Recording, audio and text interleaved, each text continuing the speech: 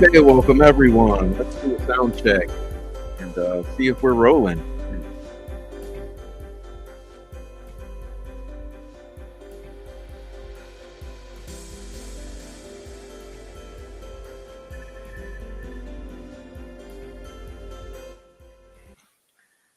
All right. Again, testing. See what we got here.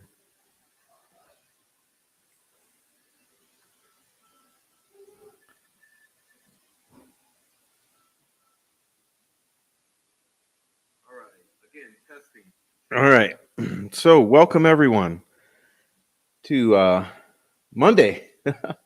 Welcome to Monday, December 2nd. And we're going to have quite a night tonight. And hopefully, I can make it go faster than I think it's going to happen. But um, wow. So, tonight, we're going to be discussing phones, okay? Geofencing and GPS and relevancy of phones. And I think you will all be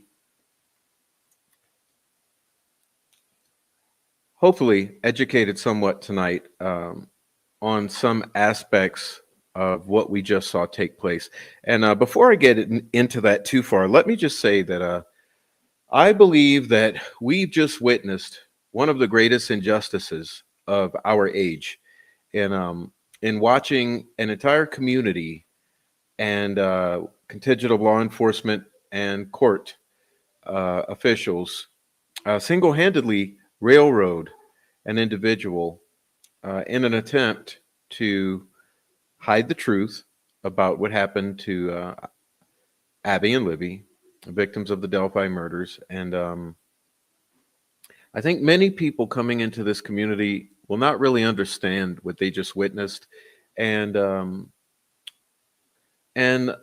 some of the maneuvering that went on in order to make this happen.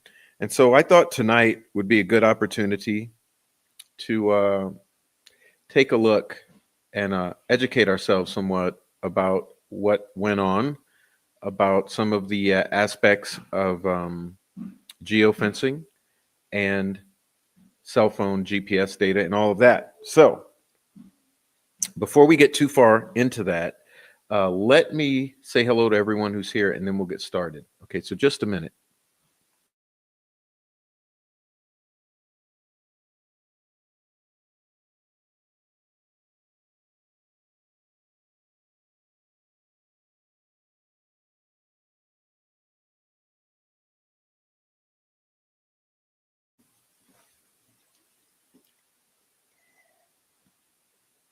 Okay, wow, welcome everyone. So let's see who we have in here.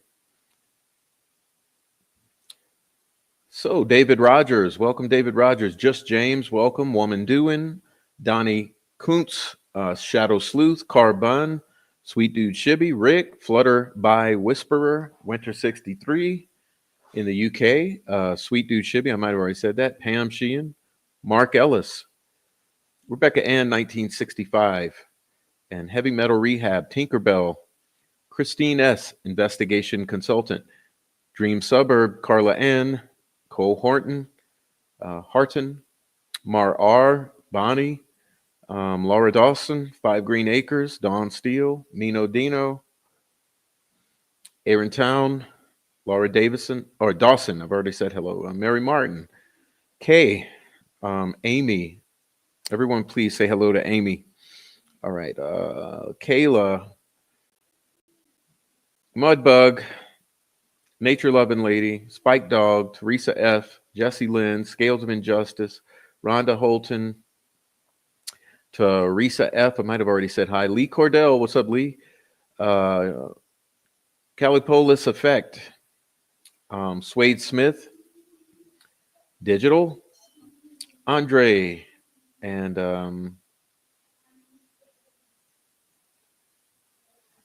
Heather Brown, and Five Green Acres. I might have said hello already. Band Via,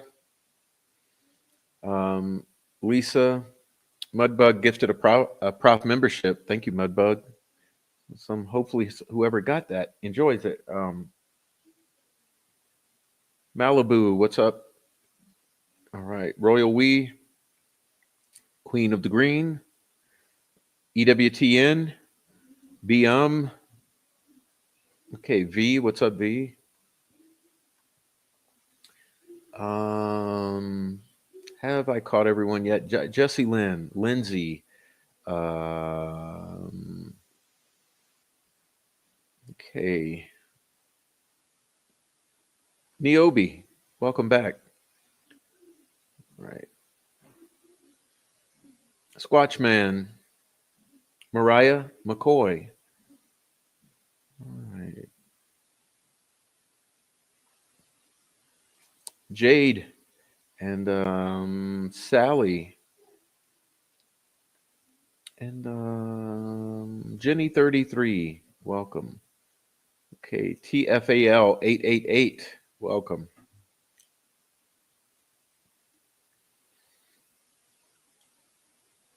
Okay, Peaches 81. Oh, I feel a sneeze coming on. You guys, excuse me. Um, if I sneeze, help me, Rhonda. And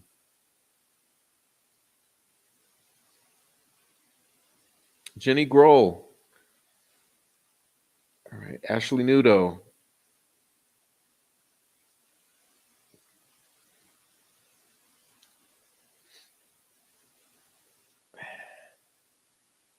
Stay crafted. Okay, JR Girl 22 falling asleep. All right. Dream Suburb.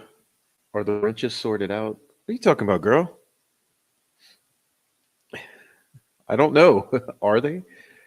Santana Treto. What's up? Thank you for watching the lives. Thank you. Okay. Oh, all right. So look, I'm going to try to not sneeze, but I may have to go ahead and sneeze, and then we'll get into the we'll get right into it. And so, yeah, I'm glad everyone's in here.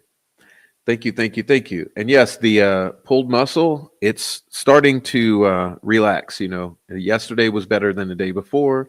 Today is better than yesterday, and hopefully tomorrow will be better than today. So, so that's what's up. Bobby Smith, what's up? Welcome in, Bobby Smith. All right. What up, David? All right, and I'm here again as always. And you said last time, let's hear and can start now. Oh, Lee's here. Yeah, I'm here. All right. The wrench means you're a mod. That's what the wrench means. Um, should have a bunch of mods in each of the channels. Um, hey, do me a favor while you're here. Hit the like button and get something to drink and relax and put your reading glasses on. We're about to have some stuff to read. Okay. So Bella's in Wonderland. Welcome. And everyone else in the Lurker crew. Let me welcome you in to the chat. So come on into the chat, Lurker crew. It's fine in the chat as long as you're nice to each other. No one's going to hit you over the head with the wrench. So come on into the chat, Lurker crew.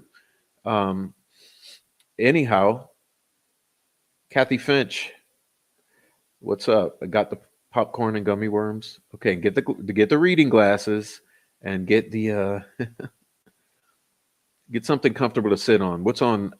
What's up? I mean, and what's up, Lily Shaw? All right, all right. So, woo. Let's see if I can take care of this and get started. What's up, Mudbug? Thanks for the super chat. All right, Mudbug leading the way. Everyone follow Mudbug's lead and leave a super chat, leave a cash app, leave a buy me a coffee, leave a comment, leave some chats, leave a like, and leave happy. Okay, so just momentarily hold on.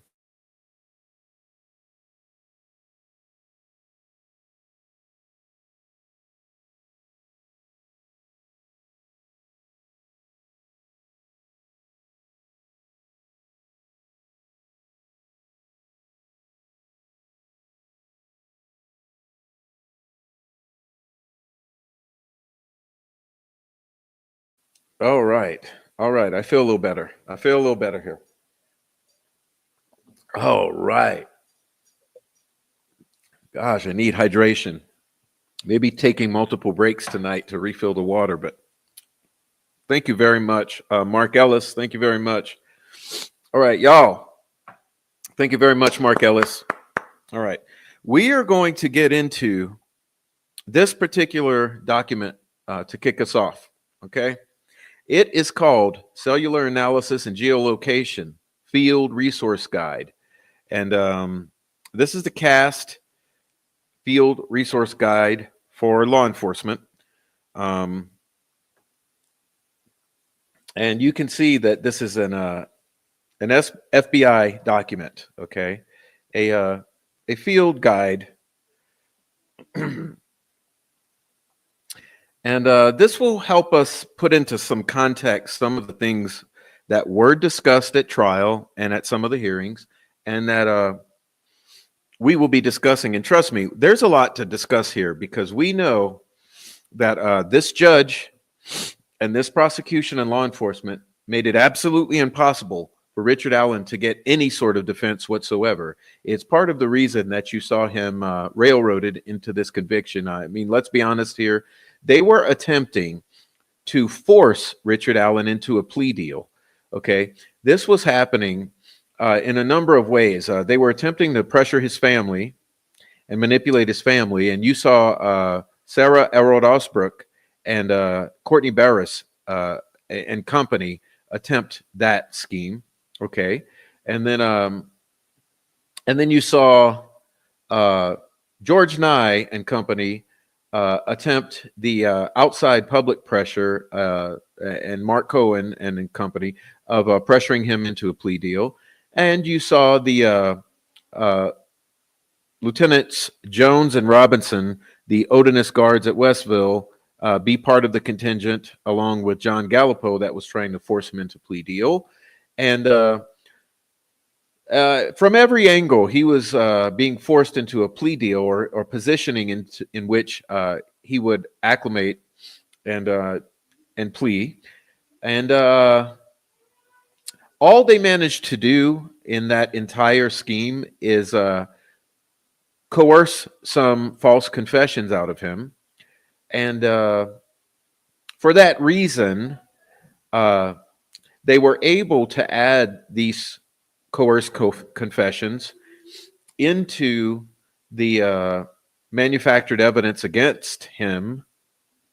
And all of that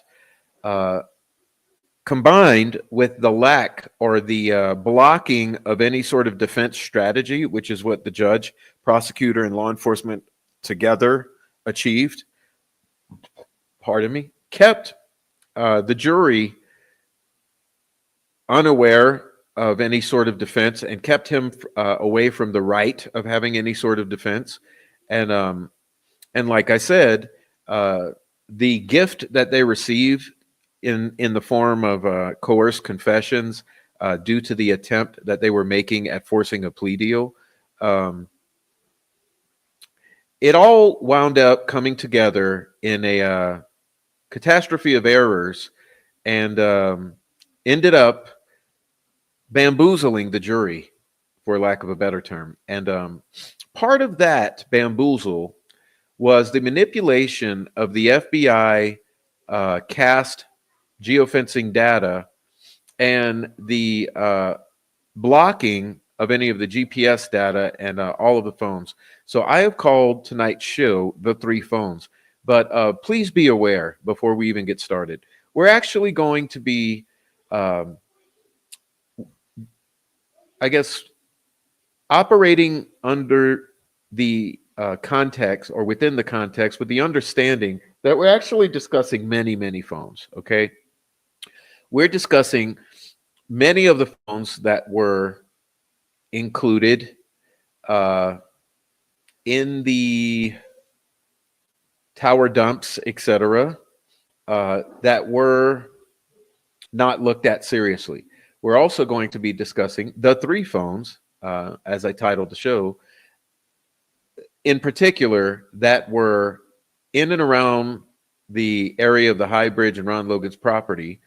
And we're also going to be discussing, obviously, the victim's phone. So we're probably ending up talking about at least 20 phones. So there you go. So just a moment.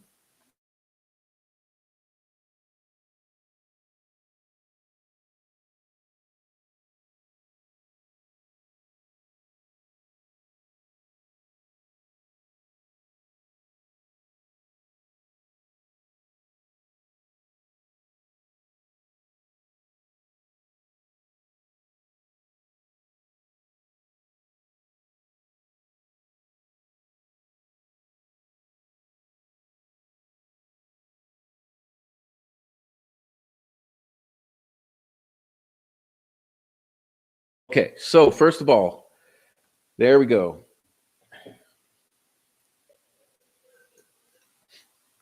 Again, pardon me so much. Pardon me so much. I just have this sinus. All right, so this says, studying this manual and attending the basic training does not constitute an individual as certified to testify in the court of law. Cell analysis is a great investigative tool. However, testifying in the court regarding cell phone records is difficult and requires significant training. Prior to testifying, CAST agents receive over 500 hours of training. Okay. All right. And here's your table of contents: overview of CAST, U.S. codes and orders, requesting CDRs, intro to cell theory, plotting cell towers, cell site database and other sites, mapping programs, location-based services, tower dumps, other investigative options, Facebook, Apple, etc., and cellular provider information and retention periods. And all of this ties in to Delphi here. Okay. So let's move on. All right. Now, CAST brings unique expertise in cases in which cellular telephone information serves as an important evidentiary role in the investigation. When necessary, CAST will utilize industry standard survey gear, drive test equipment to determine true geographical coverage breadth of a cell site sector. Pinpoint projection, or project Pinpoint uses the following data sets.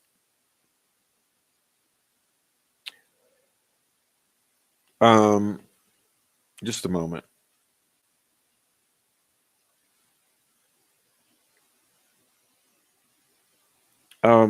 Historical cell tower list, FBI informants and liaison contacts, fugitive warrant data, Megan's Law sex offender registry, other divisional crime, data such as shootings, robberies, etc., other data deemed appropriate such as visas, cameras, case information, etc., which are overlaid and analyzed using mapping software to support fugitive apprehension, informant development, enhancement of investigation for all investigative programs. Okay. To obtain CAST services, and then you email and blah, blah, blah. So let's look at that again. Look at that. Historical cell towers, FBI informants and liaisons, fugitive data, Megan's Law sex offender registry, crime data, and other data, including cameras, case info, etc. So basically, what they're doing, this is a broad net that is cast. All right, you see that?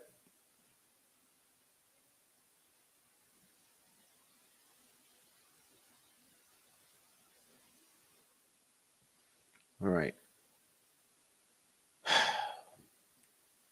The mission of Cellular Analysis Survey Team, which is CAST, program is to support FBI, along with state, local, and tribal investigations through the analysis of cell data records and their associated tower information. Priorities: an immediate threat of life, FBI priorities, assistance to state and local, and it's managed by the CAST unit within the operational support section of Criminal Investigation Division, with 5 HQ SSAs and 15 national assets who are assigned or CID assigned special agents embedded within selected field offices. Okay, they have over 50 CAST certified field assets who provide CAST analysis within their respective field offices. Okay, and this would mean also sending them out into the courts. Okay, now now take a closer look at this map, and what you'll see is that there's all these survey teams. Okay, and you'll notice in Indiana there's a field asset. Okay, IP. And over there in Ohio, you'll see there's a national asset.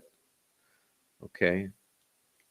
So right there in that area of the Midwest, it's pretty good. Okay. It's pretty good right there. There's lots of nearby assets compared to something like over near Idaho or something. Okay. So we're good. Now, this is the training for the certification. Takes 18 to 24 months. Like they said, 500 hours on the job training. And you'll see there's a basic course, there's a geolocation, FTX, instructor development, advanced historical cell site analysis course, and the 4-week certification. So just trying to brainwash you into the fact that there's some training involved in this. Okay. All right. Now, CAST National Field Asset Responsibilities. Okay, so notice again when I showed you the map that that's what we got: national and field assets in the nearest vicinity. Okay, so going back to here, you see that their responsibilities are obtaining the cell data, analyzing it, looking at the historical analysis, geospatial mapping, tower dumps, comparisons. In other words, trying to increase the fidelity of the rough data that they geofence. Okay.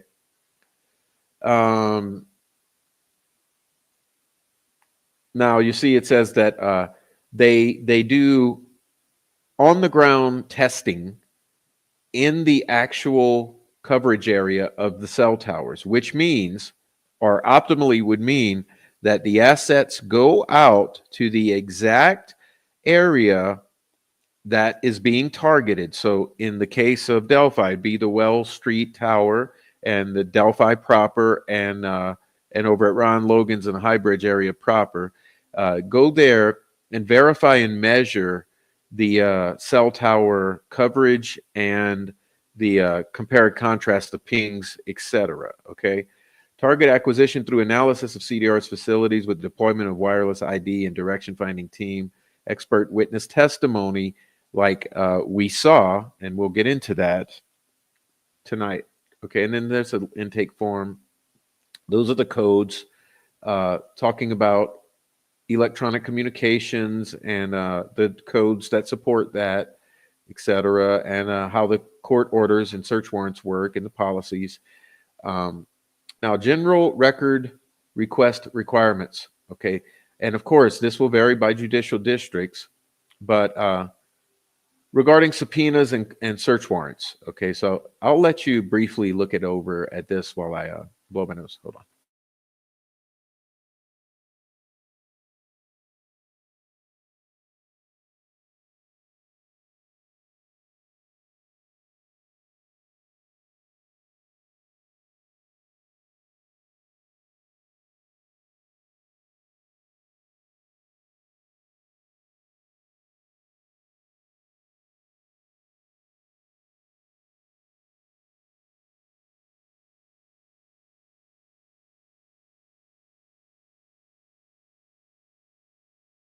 Whew, okay.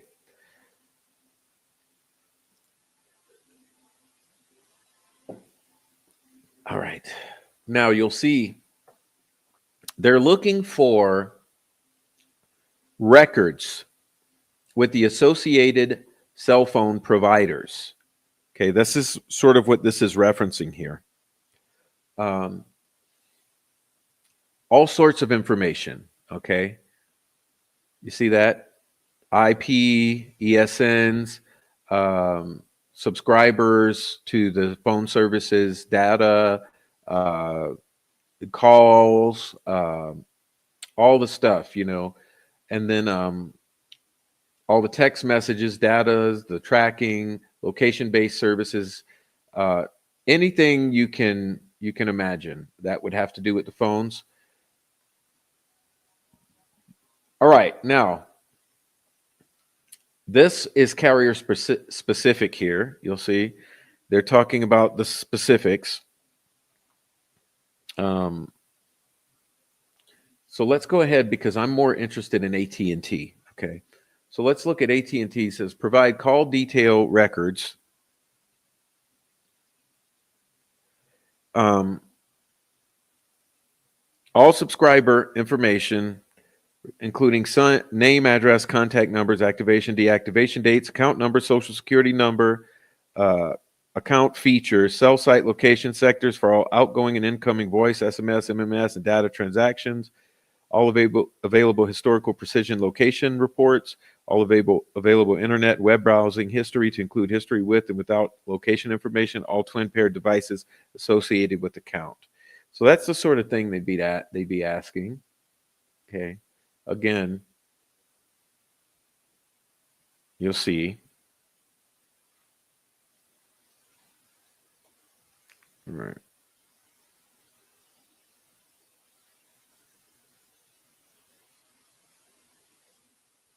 You see what's going on?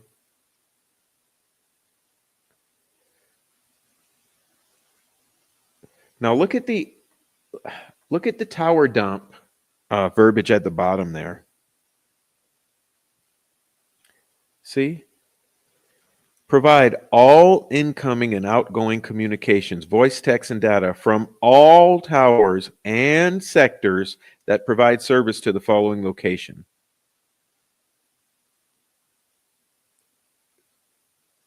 Okay, so you see what I'm getting at here with this tower dump?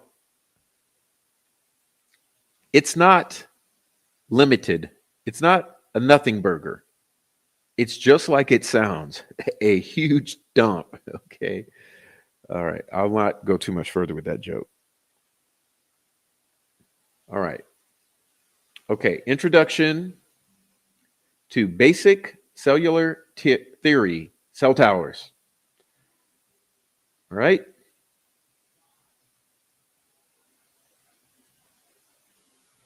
Now, remember, oh man, Delphi is the gaslight of gaslights. I'm telling you. Okay.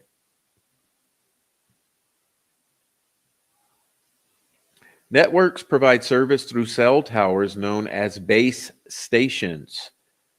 Each base station has a global cell ID.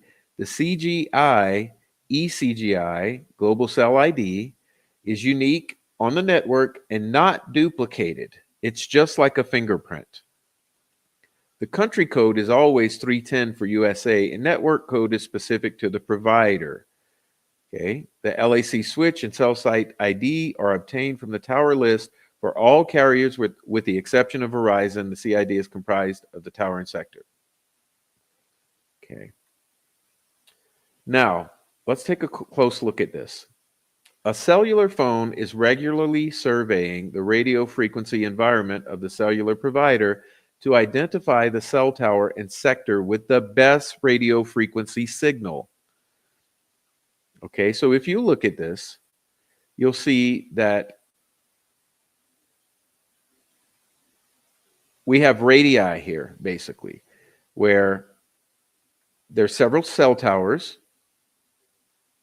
and this particular phone is attempting to utilize the strongest radio frequency available to itself as it scans and decides which one to grasp onto. Okay.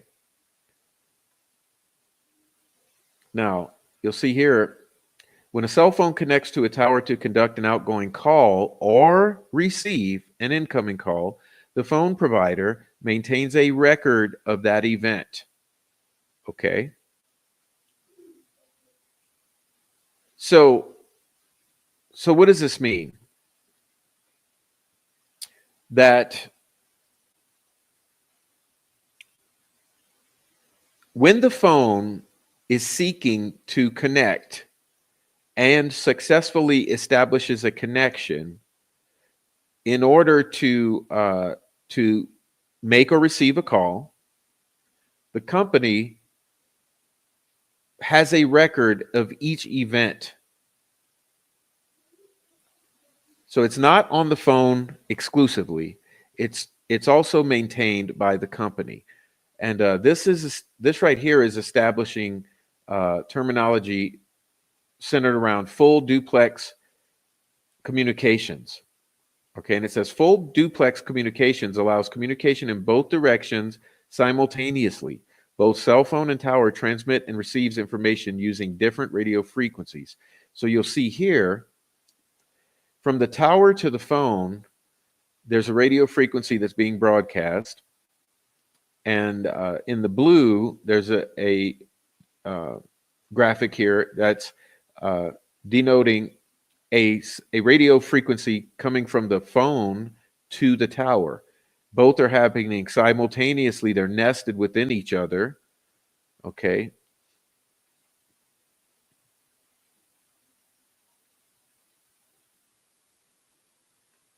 Now,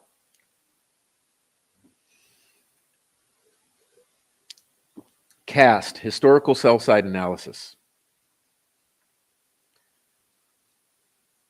Cellular analysis tips. So, once a case or circumstance is established, determine the phone company and portability issues of the target phone. What services does the company offer? And that's why you saw earlier that considering the carrier is very important because everything is different for each carrier. So number 3 here are location-based services, triangulation, GPS ping, PCMD, true call or timing advance available. And then once you determine those particular factors as your starting point, you begin the necessary legal process. And then remember, it was showing that you would put together all of the other database law enforcement resources together onto a mapping program, and then use that mapping program relevant to the locations and towers. Okay. And it's suggesting here that you review the records in Excel or use other tools to verify you received what was requested. Okay. Look for last call at night, first call in morning, as well as most frequently used cell sites, most frequently. So, that, in other words, look at the patterns and make sure your bookends are proper. Just do a thorough job, determine cell sector, look for other involved subscribers called or calling that are in the same geolocation for possible leads. I mean, come on, this is basic. This is just basic thoroughness. Okay. Now, right here is a suggestion that you're setting up a tower list by combining 4 data points, which is a LAC switch, repo network element name, the cell number CID, the sector, and the azimuth orientation. Okay. Then you're importing the tower list, which would be the tower dumps, into the mapping program. You plot all the addresses from the crime and filter the call detail record by date and identify the towers utilized during the date and time of the crime. This is all what's being done. And then on the map, you're locating the sectors and the towers used during this date and time of the crime, and draw sector coverage area based on the azimuth orientation. Okay. And I'm sure some of you have seen some of that out here on the YouTubes and on the Reddits. And some people have began to do this out here in the civilian world, so to speak. Okay. What do we need? Date and time of the crime. Well, guess what? We got that. Okay. Location of the crime scene. We got that. Call detail records. We got that. Tower list for the cellular service provider. We got that. Okay, so here are the things that I would establish, and I wonder how this was done. Regarding crime scene, what sort of perimeter was established here? Because if we're considering the fact that these girls were left in a particular spot to be found in a particular spot on Ron Logan's, um, how large of a perimeter are we truly considering? Because let's say those girls had also been taken away at some point and had possibly been over a mile or two away from Ron Logan's. I would assume that in the case of the Delphi murders, a larger diameter should have been looked at as far as location. Okay, I would have suggested that a larger or wider or larger time frame be considered. Once again, I've said a number of times that we're having an extreme difficulty establishing accurate last proof of life, which means we're also having extreme difficulty placing some sort of front bookend to where we should be considering the window for this time being committed to have been potentially established. And the problem with that, in my opinion, is that if you're being limited by the state's theory of the crime or Gray Hughes' theory of the crime or some fictional theory of the crime, you would limit that time to a very small window, which would approximately be 1 p.m. to 4 p.m. on the February 13th of 2017. However, in my opinion, if I were to back off and look at it and consider what I've been considering the past few years, I would look at it and say, well, I actually think we should probably go back to midnight or 1 a.m.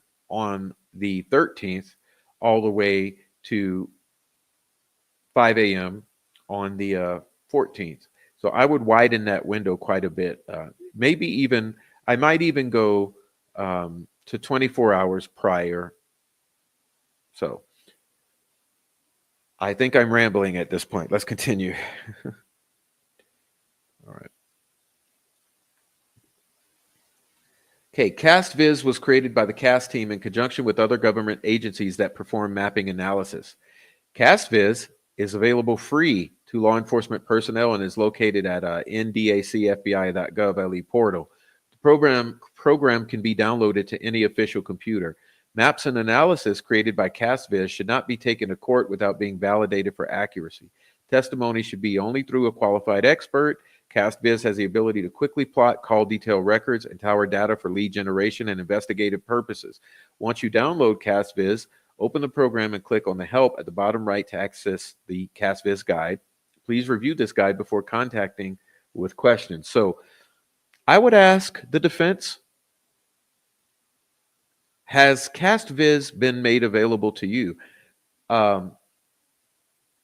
Did law enforcement, through the FBI particularly, create maps using CASTviz? And are the maps that the defense is now in possession of, that was obtained through this discovery process, were those maps actually products of CASTviz? Are these CASTviz maps, or are these some other sort of distractions or I was going to say piece together type of maps that some podunk ISP or Carroll County sheriffs did, or does the defense actually have in its possession legitimate CASTviz maps from the FBI regarding Delphi murders? I think that would be extremely important, and that's my word out to you, defense investigators.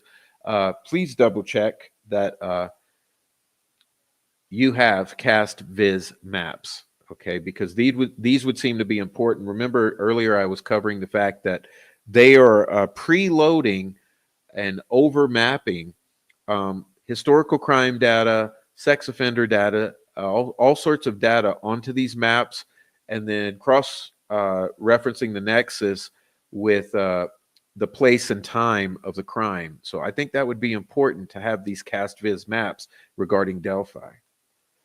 Okay. And you see, there you go. Now, this is just an example. Any of those of you who are familiar with the Karen Reed case, you probably have seen this sort of thing before. Okay.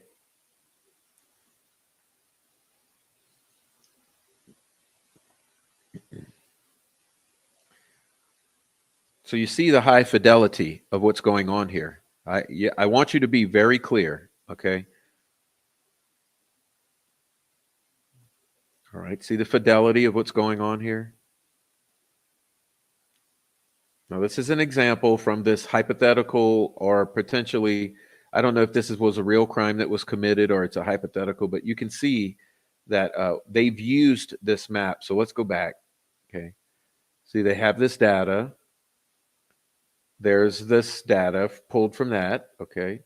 The towers, and now this has been mapped onto it where the crime scene is shown, and you have these calls. You see the calls on the left.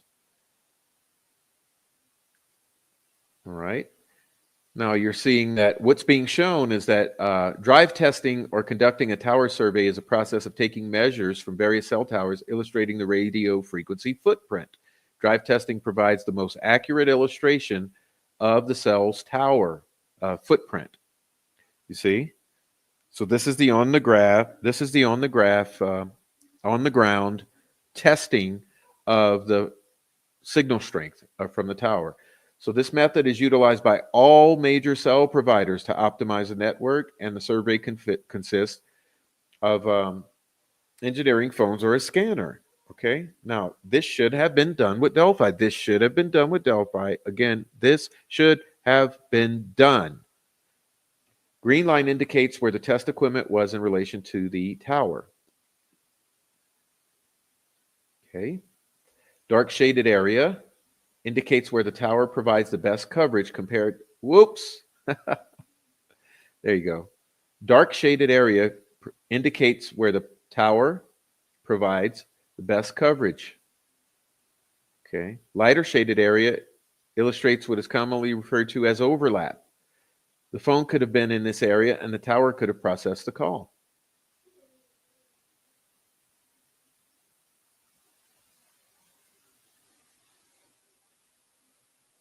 Okay.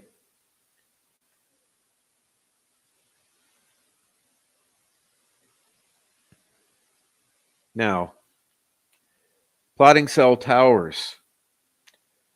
Cell tower sectors, sector 1, 2, and 3, okay, alpha, beta, gamma.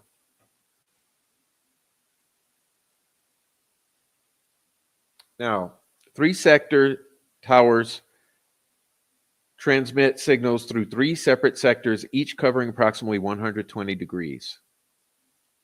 So this is just a basic educational showing you that each sector is separately transmitting, okay, covering each separate sector, okay, self-explanatory. So what they're establishing here is that as the investigator, they're going to go in there and they're going to determine which sector and which azimuth is being particularly accessed by this phone. Okay, so this is just suggesting that you can reference it as a clock. You know, I mean, come on. Now, here, this is better. This can be translated onto a map using the same concept. Determine the cell site and corresponding sector. In the example below, the sector is 240. The area is 60 degrees in either direction, and that's the coverage area. Okay. I'm sorry if I moved on too quick. Let me let you look at that for a second.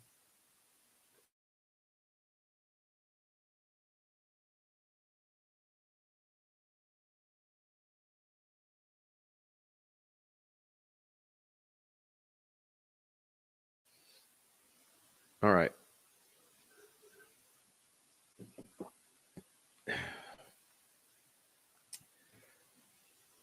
So this is the example teaching us how we should do it on a map,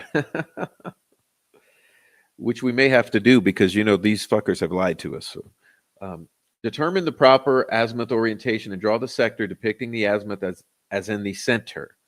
Okay. For a traditional three-sided tower, it'd be 120-degree azimuth.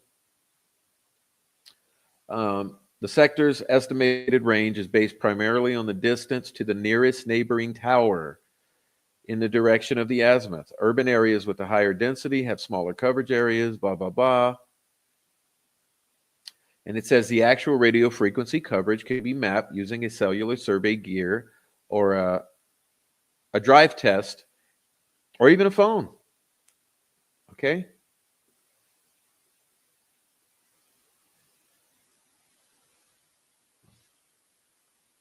In my opinion, this needs to be done. I mean, unless we're going to get it served on a platter for our own independent review. Okay.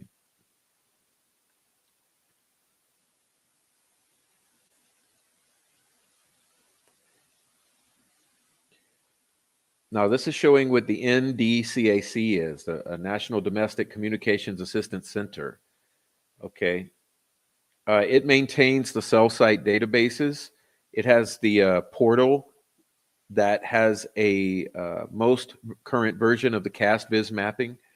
It's staffed to assist the local law enforcement agencies, with all of this, and it's a resource. Okay, it's the FBI resource here for law enforcement. All right, now this is the database of current archive tower list for all the cell phone companies, where they can download the tower list by month and year. You get what I'm hinting at here? Okay. Can search for towers by specific area, specific tower, and this is basically telling us there's no excuse for ignorance, for not knowing, for not having the information. Okay.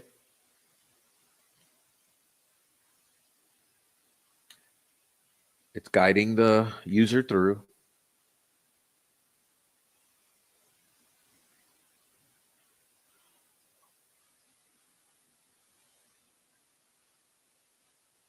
All right.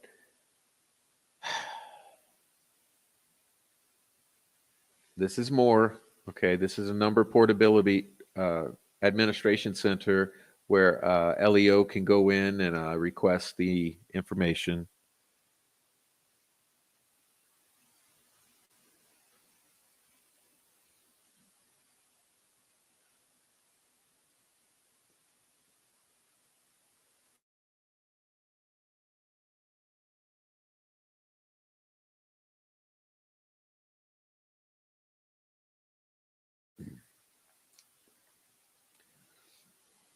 All right. Other resources. Please screenshot this if you will.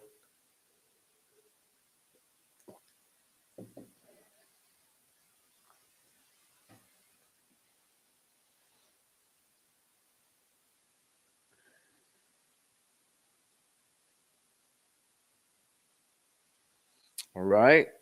You see this? Screenshot it. All right, go. Now, mapping in Google Earth Pro. All right, search for location. For instance, 2020 Newport Avenue. Got it. Okay, got it. The new placemark tool can be used to insert an icon at any location on the map. Okay.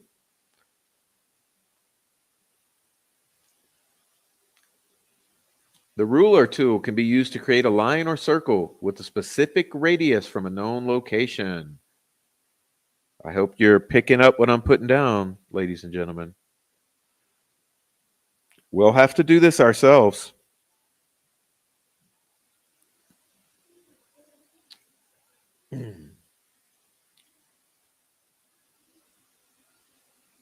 Navigate to the student folder. Select Verizon Tower List on Google Earth.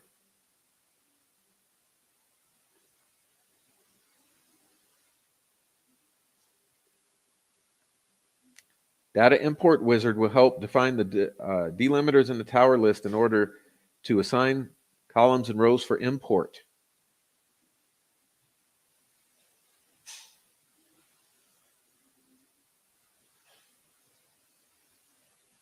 All right, you see that? This is using Google Earth.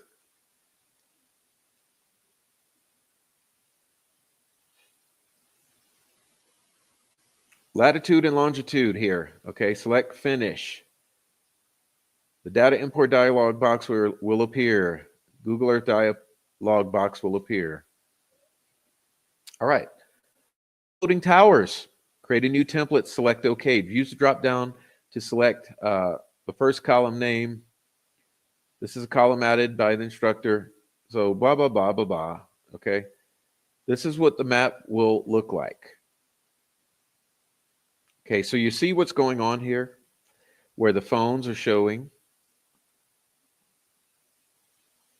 because they've established. Okay, let's go back to this one. So you see what happened was something was established here. Oh gosh, come on. I'll just go manually. Pardon the jumping. Remember? Okay, look at what was established. This cell tower here with the proper azimuth, the location.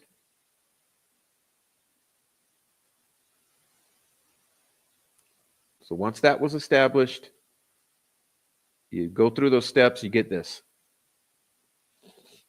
Okay. Okay, so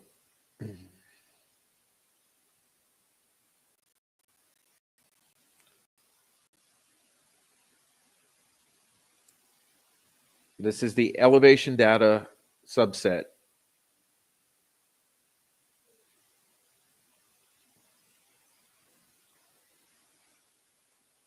Okay. Now, location-based services and engineering data sets. Okay. AT&T. Nelos generates location event data via probes on the mobile network. Use cautiously. AT&T does not validate the results. AT&T messaging results can get content and photos if subscriber has a feature turned on. Mobile locate, triangulated coordinates of device based on timing advance or time of arrival, and if suspected radius emailed every 15 minutes. Remember that the story here with Liberty's cell phone was that AT&T was pinging it every 15 minutes.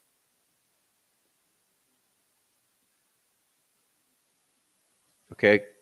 Are you getting mobile locate, triangulated coordinates of device based on timing advance or time of arrival, and suspected radius emailed every 15 to 30 minutes. Libby's phone was AT&T was being pinged every 15 minutes. Okay, that's what we're talking about here. Okay, and remember, it stopped at 5:45,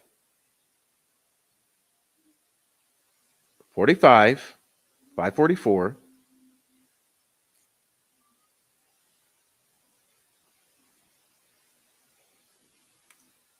Exactly within a minute, a 3.5 millimeter jack was inserted into the headphone jack.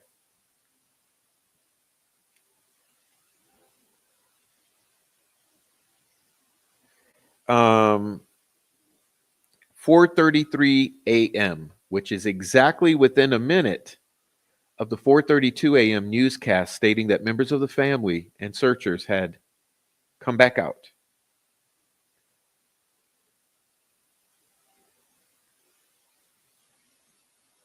The phone, guess what? Begins pinging again.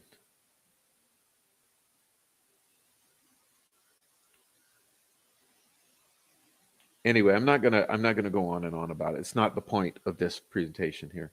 Okay. E991 mobile locator tool. T-Mobile and AT&T offer law enforcement triangulation service as part of their enhanced 911 capabilities. Was this utilized in Delphi? Both services are considered network solutions and perform the same function. AT&T offers the mobile locator tool. Triangulation is a network's ability to use the timing advance or time of arrival positioning mechanism. Time of arrival positioning method is based on measuring the time of arrival or timing advance of a known signal sent from the cell phone and received at 3 or more measurement units towers. Well, this is where we encounter a very huge difficulty in Delphi. This is why the geofencing is not as accurate as one would hope in Delphi.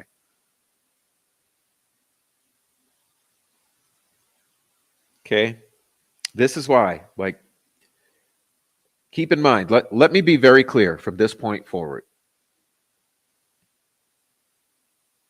In Delphi, it's only the GPS location data that will help us whatsoever. The cell phone triangulation data is so poor, the geolocation data is so poor that it's only a rough estimate of what we're looking at. Okay. But keep in mind, okay, doesn't mean we don't have that. We'll just keep going. Okay, common device analysis. Tower dumps are helpful when specific cell phone numbers have not been identified. However, they can be expensive. Cell phone providers only preserve CDRs for a limited time, yet tower dumps are retained longer. Tower dumps can provide a wealth of information regarding which phones were in a specific place and time. Okay, of course, you need the court order, search warrant. Specific crime, determine phones used in the area. That's called geofencing. Back to the subject of 3 phones. We have 3 phones. We have 3 phones in the area of the crime. 3 phones that are not the victim's phone. Preserve data in case future suspect develops. Narrow suspect pool based on knowledge. Outgoing call, 3-minute conversation, not an area after crime. Okay. Multiple crimes, different locations and times. Compare data received for a common number. So, what do I want to say about that? I'll give you a hypothetical. Let's say that they didn't know who was in the area at all. Tower dump gives you the list of names, or I should say, the list of phone numbers that are in the area. That's your tower dump. Okay, so you got your tower dump. You now have a list of names. Okay, so then you want to zoom in on that. So what you would do is you would then, from that list of names, you would try to obtain the GPS data for each phone that is most relevant.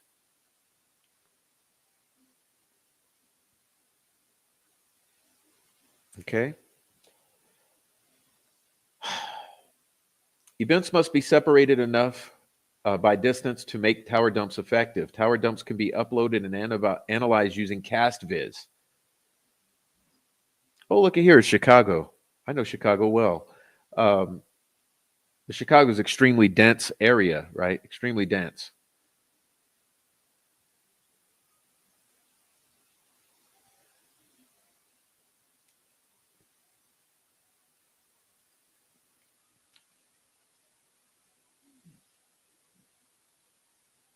Okay, I'll just keep going past some of this.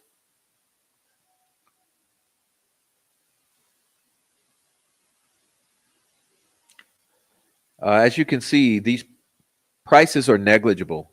Okay, these prices are negligible. Consider what you're getting.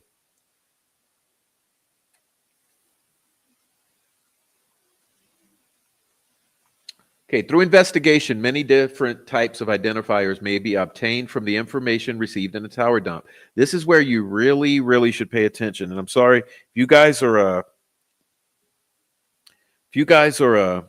chatting it up, this is the thing that, check this out real quick or screenshot it. Many different types of identifiers and information may be obtained apart from the information received in a tower dump. Following are some examples of identifiers you can use using CASTviz to conduct a common analysis, okay? IP addresses, MAC addresses, serial numbers, advertising IDs. That's part of what goes into the fog reveal. Remember, I was at some prior time this summer, I was discussing fog reveal as a option here. That would be specific to the advertising IDs, for instance, and Google IDs. The telephone numbers, ESNs, MEIDs, IMEIs, socials, and geofence warrants. Okay, so this CASTviz mapping with the FBI can be used to cross-reference through all of these pathways, including the advertising IDs, the fog reveal information, the geofencing, triangulation data, and the GPS data. So there should be absolutely no fucking way on earth that there is any mystery about who was at that area, when they were there, where they went, where they came from, who it was, how they moved. Are you understanding? We've been lied to.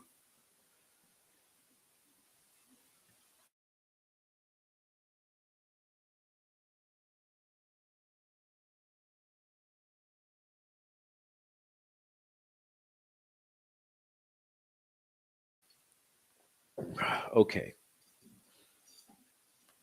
Now, other investigative options.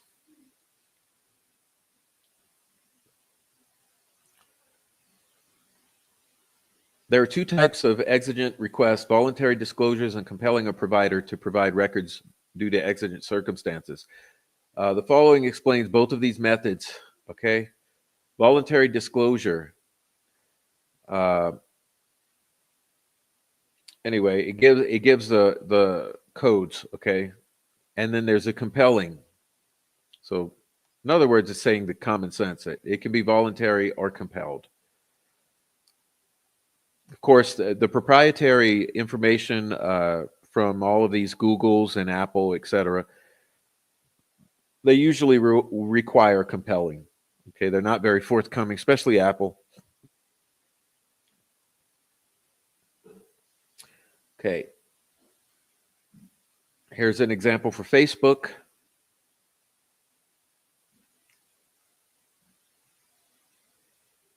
Okay, and look, let's be clear with these girls. Let's be clear with these girls for starters.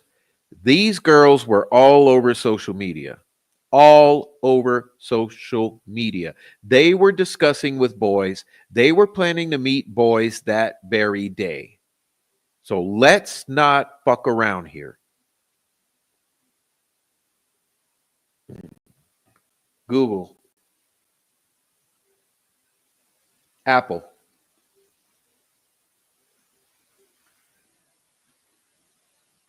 OnStar.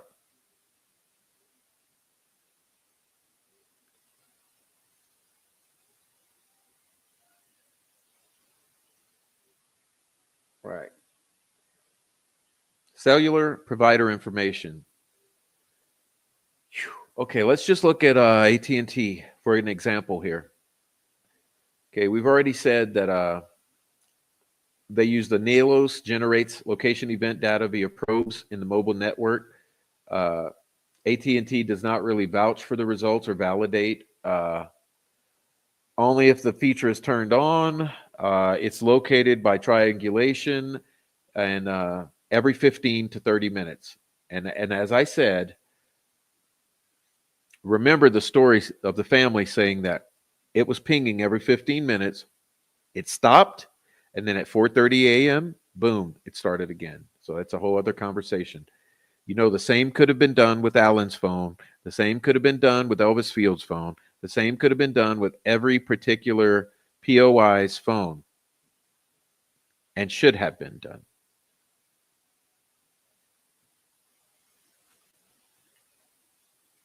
Okay. Now listen, AT&T, 7 years retention for 7 years. Okay, look at it, 7 years. So now we're breaching that limitation. But at the time Alan was arrested, that we were still within that window of time. You understand what I'm getting at here? 7 years. Okay. Okay, preparing CDRs for use in mapping programs. AT&T, it tells you how to use in Google Earth and other programs or into CASTviz. Okay. So easy, right? Easy. There's your instructions right there, ladies and gentlemen. What's up, Mudbug? Thank you for the super chat. Thank you. Okay. Now, I'm going to blast on through this now. You see it's all here. There's lots of data here.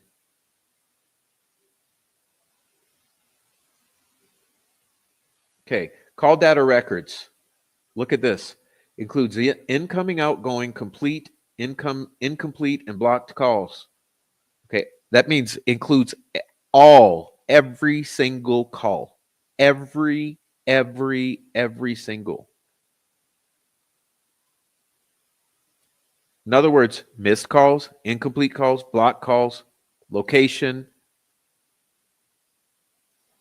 Very good. The SMS, all the sending, receiving info, but not the content. That's what you need the Cellular extractions. That's what you need the actual extractions for, would be the actual content. But aside from content, there should be all the information, meaning no matter what Kelsey deleted from the phone, etc., the carrier should have had all the text messages regarding who sent, who received, when sent, terminated, location, etc., even if it's been deleted from the phone itself. Okay. And then the CDR data includes all the emails, web surfing, blah, blah, blah, blah, blah, blah, blah, blah, blah, whether it's been deleted from the phone or not. So are you starting to understand what I'm saying? No matter what's been deleted from the phone or the accounts or the social media, there's data, there's SMS, and there's a voice records complete. Okay. That's with AT&T. Negligible cost, especially when you're talking about millions of dollars. This is negligible cost. Okay. Now check it out with the victim's phone here. GPS coordinates of phone. GPS.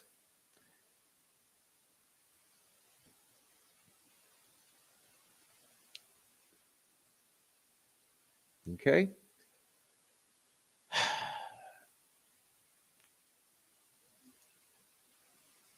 Now remember, we're talking about different things here. We're talking about geofencing and GPS precision data.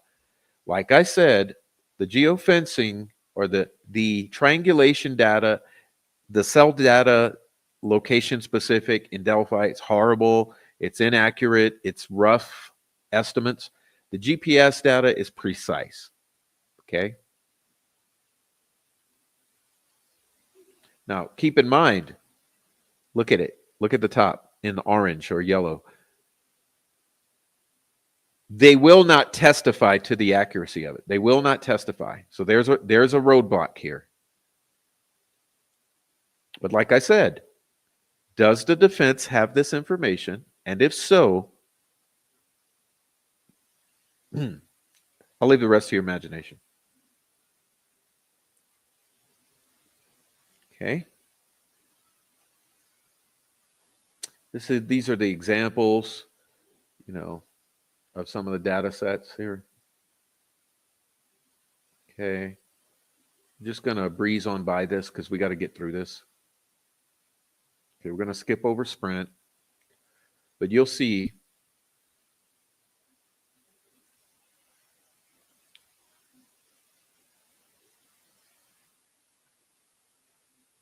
okay.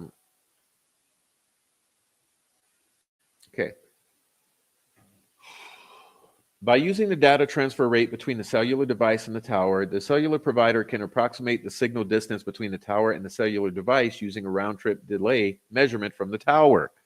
Okay, this is not triangulation. All right. So timestamps are based on switch time. Sprint does not testify to the accuracy of these reports. This is available for approximately 2 weeks. Okay, so you see what I mean? It's another method here that's not triangulation. Okay.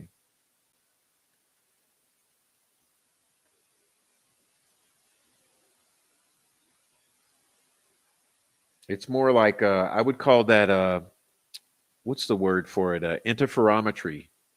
So anyhow, pinging. Okay, this is the GPS ping from Sprint. This is the bottom line. That's not working out for you sideways. Okay, T-Mobile.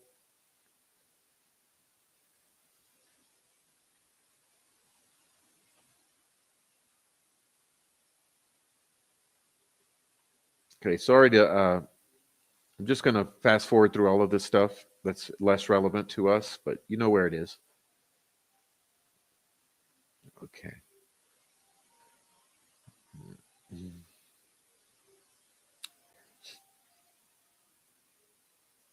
Okay. Whew. Now, that got us through that. Don't worry, it's not even close to over. Now, next up, we're going to.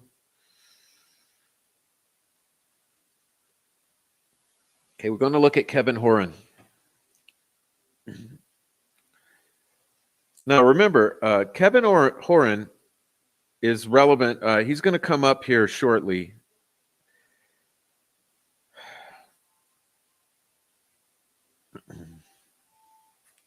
Sorry, my thing is glitching here. Just give me a moment.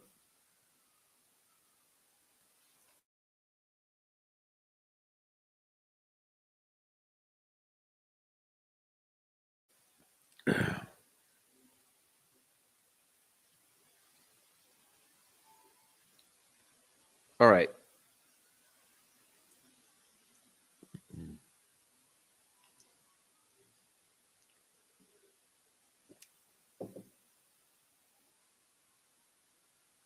Jeez, I'm all glitched out. I don't know what happened to this thing.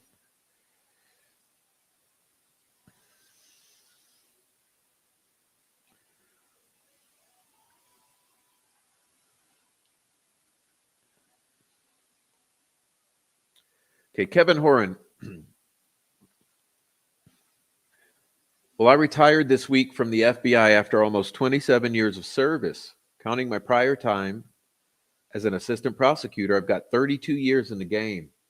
Hard to believe that much time has gone by, but I'm thankful for the memories, the people I've met, and the friends I've made. The FBI was very good to me. My future is now with my business, Precision Cellular Analysis, PCAexperts.com. PCA is a partnership of former FBI agents and task force officers who conduct cell record analysis, law enforcement training, and provide expert witness services. PCA has partnered with Substantial Academy for training purposes and has established contracts with prosecution offices to provide analysis and expert testimony. PCA is the only organization, listen up, the only organization outside of the FBI that provides true SME certification to law enforcement in the cell analysis field. Okay. Now, I want you to keep that in mind. Okay. Keep this in mind here. And this is Mr. Kevin Horan, FBI, now owner of Precision Cellular Analysis, PCAexperts.com, partnership of former FBI who conduct cell analysis and expert witness services. Okay, he's in the business. So let's put it clearly. Mr. Kevin Horan is now in the business of expert witness services regarding cell analysis for prosecutor offices. Okay, do you understand his business, what I'm saying here? Okay. All right. So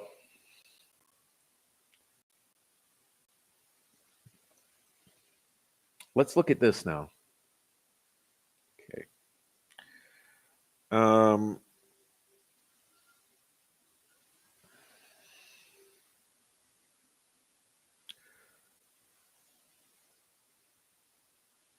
This is called state's response to defense's third motion for Frank's hearing. So third Frank's request.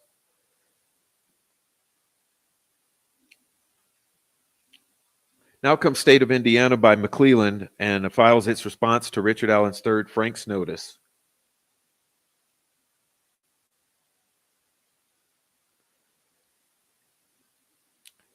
The state has reviewed the defense's motion and believes the defense has misstated the facts in the motion. We respectfully ask the court to deny the motion without a hearing. Oh, don't worry, dickhead. Don't worry.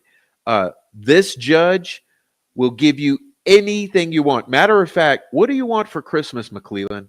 Because I'm sure Frigid Franny will happily have it expeditiously delivered to your door.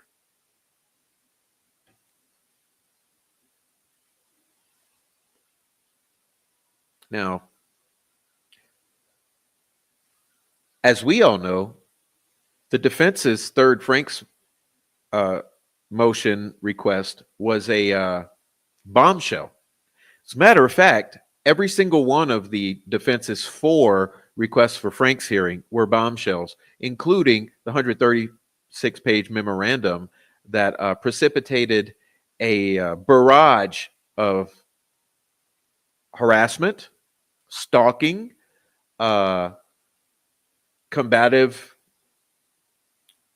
tactics to take down certain YouTube creators. It created a whole scenario, a setup with the leaks involving Mitchell Westerman, who has now been basically pardoned, forgiven, all charges dropped, record expunged. We got a dead guy in the mix named Robert Kyle Fortson, a total fucking shit show because of the 136-page memorandum. Yes, indeed, ladies and gentlemen. Those of you new to the case, you might not realize that. It's been an entire disaster, a catastrophe. And it all began with the release of the Frank's memorandum. And we have 4 Frank's requests, all independently being of the nature of bombshells. The judge denied every single one, was extremely combative. The prosecutor tried to use the FBI as a obstacle in this whole discovery process. And so now we have the state here responding to this third Frank's request with a total gaslight, and is going to use Horan here. So you're going to hear this momentarily, but I just wanted you to I'm trying to lay some groundwork for you to begin to understand how Horan The geofencing data, the 3 phones, the whole thing is a complete shit show. It all goes back to this is a complete miscarriage of justice. This is a entire community attempting to railroad and bury this case, make it go away, which we know it's not going to happen. It's not going to work. It's never going to work.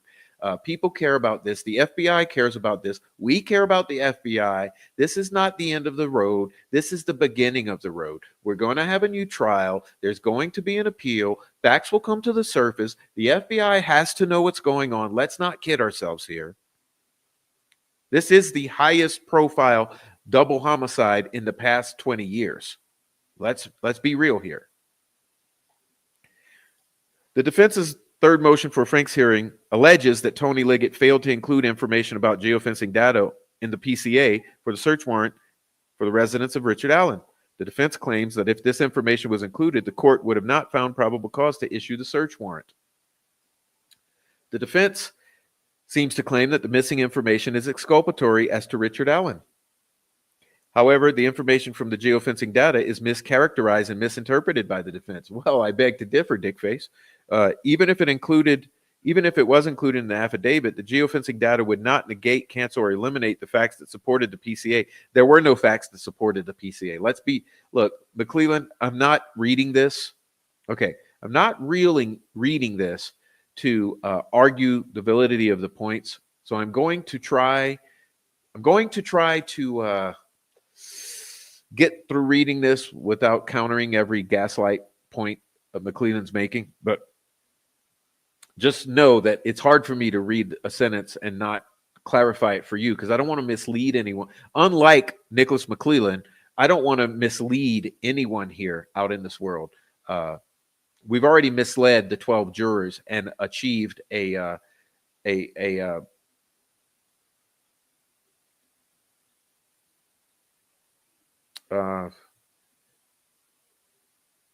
just a travesty of justice here. But the defense seems to claim the blah, blah, blah exculpatory, but if included, the geofencing data would not negate. Well, I beg to differ.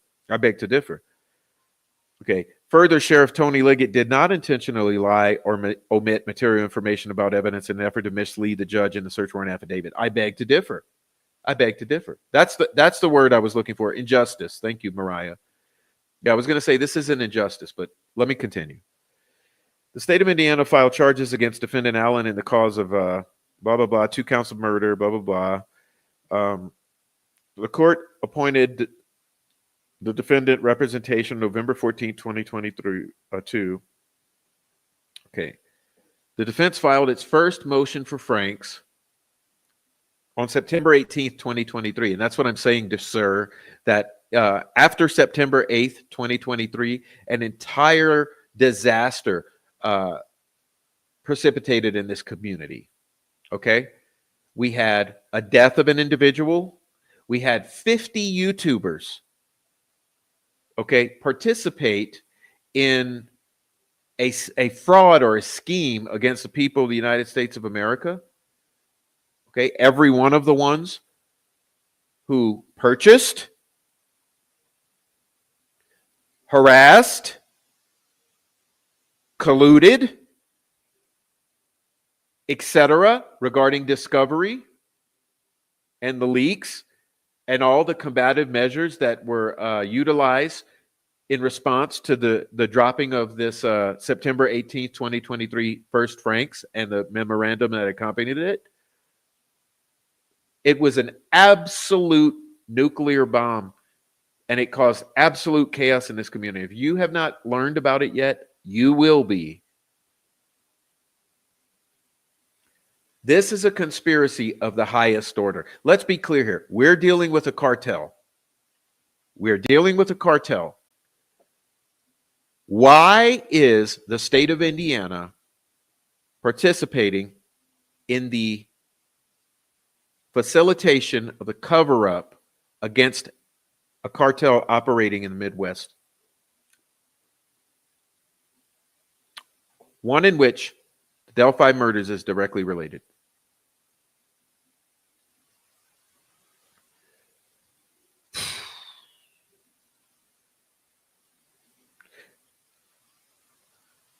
There was a supplemental for Frank's hearing filed October 2nd, 2023. Additional Frank's notice filed October 3rd, 2023. And there were even more Frank's post that. Okay. This, oh, yeah. The state has outlined the test used in Frank's for 2 prior responses. In order to have a Frank's hearing, the defendant's attack on probable cause must be based on deliberate falsehood or acts of reckless disregard for truth, and those allegations must be accompanied by an offer of proof. Well, let's talk about that. Let's talk about Liggett misrepresenting witness statements, omitting facts from the witness statements, like a 1965 Mercury Comet-looking vehicle, changing the clothing on witnesses, on the individuals seen by particular witnesses, okay, convoluting witness descriptions of both individuals and vehicles,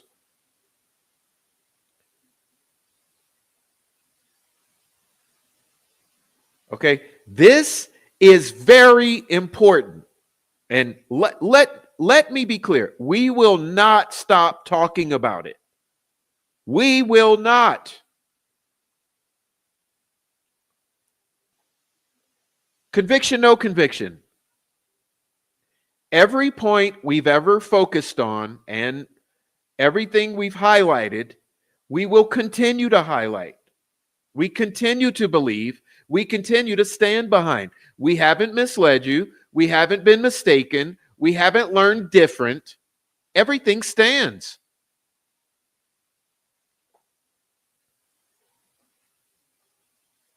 Sorry, I'm getting distracted.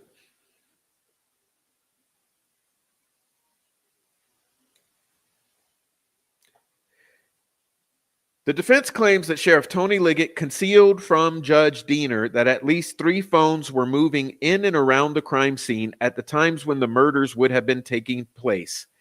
Yes, and that will be proven with GPS location data. Okay, we're not talking about geofencing. We're not talking about fog reveal. We're not talking about speculation, about he said, she said. We are talking about GPS data that will prove to you that indeed there were 3 phones malingering around the crime scene and the high bridge at the times when you say the murders would have been taking place.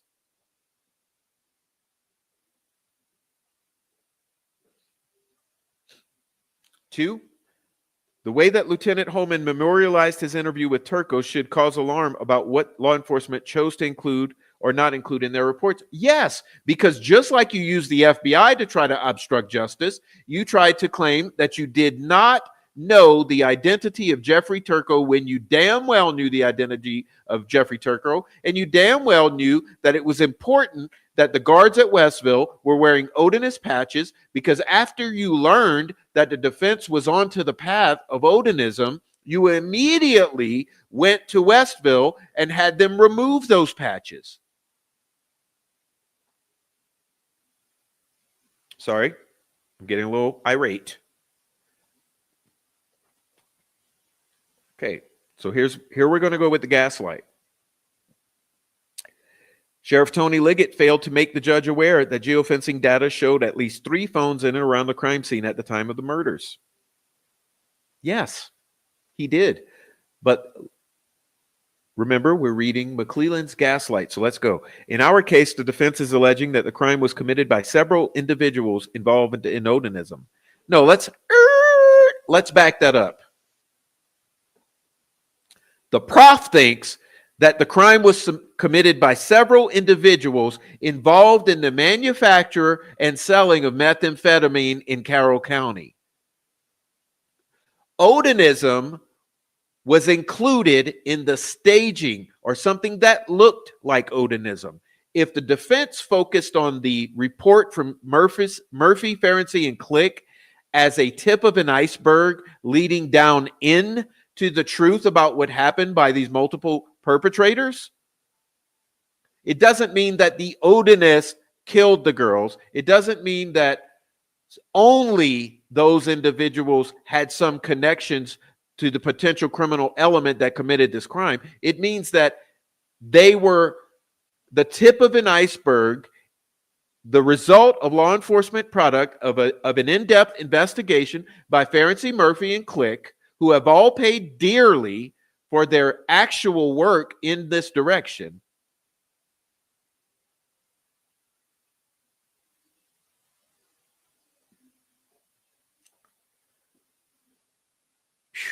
I'm losing my mind. Okay, let me calm down. The defense has filed several motions with this theory, of course, because it comes directly from ISP FBI.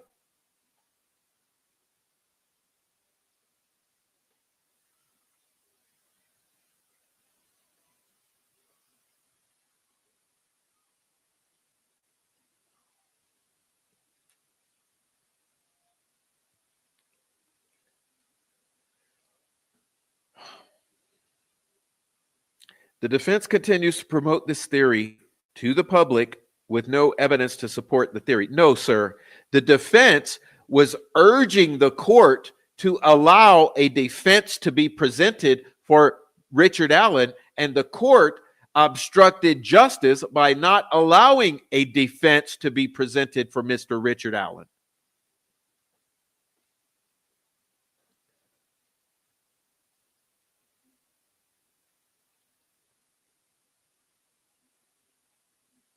He then calls them liars.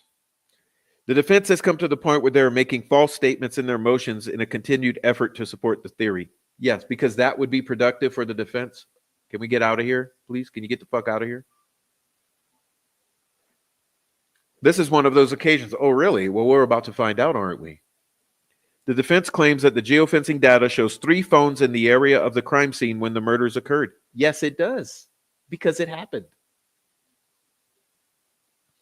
The defense admittedly speculates that a map with 3 phone numbers is geofencing data that proves or provides evidence of any 3 scenarios, that people were walking around witnessing the murders and none of them identify Richard Allen, which is a fact. 2, the persons walking around saw nothing and the murders did not happen February 13th, 2017, which could be a fact. Or 3, the person walking around committed the murders, which also could be relevant. All we know, you've got 3 phones that are right there when you say something bad is happening. Neither of them are Richard Allen's. Neither of them are the victims.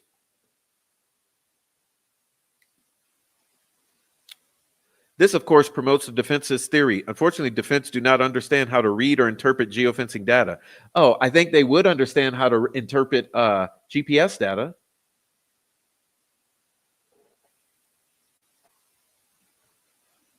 See, this is the gaslight. So he's already called them liars. Now he's calling them ignorant or stupid. I think our cokehead is a stupid idiot, thinking that he could get away with a scheme like this. And yes, I said it. So Laura, when you cry about it tomorrow, make sure you go cry on his shoulder or perhaps his lap.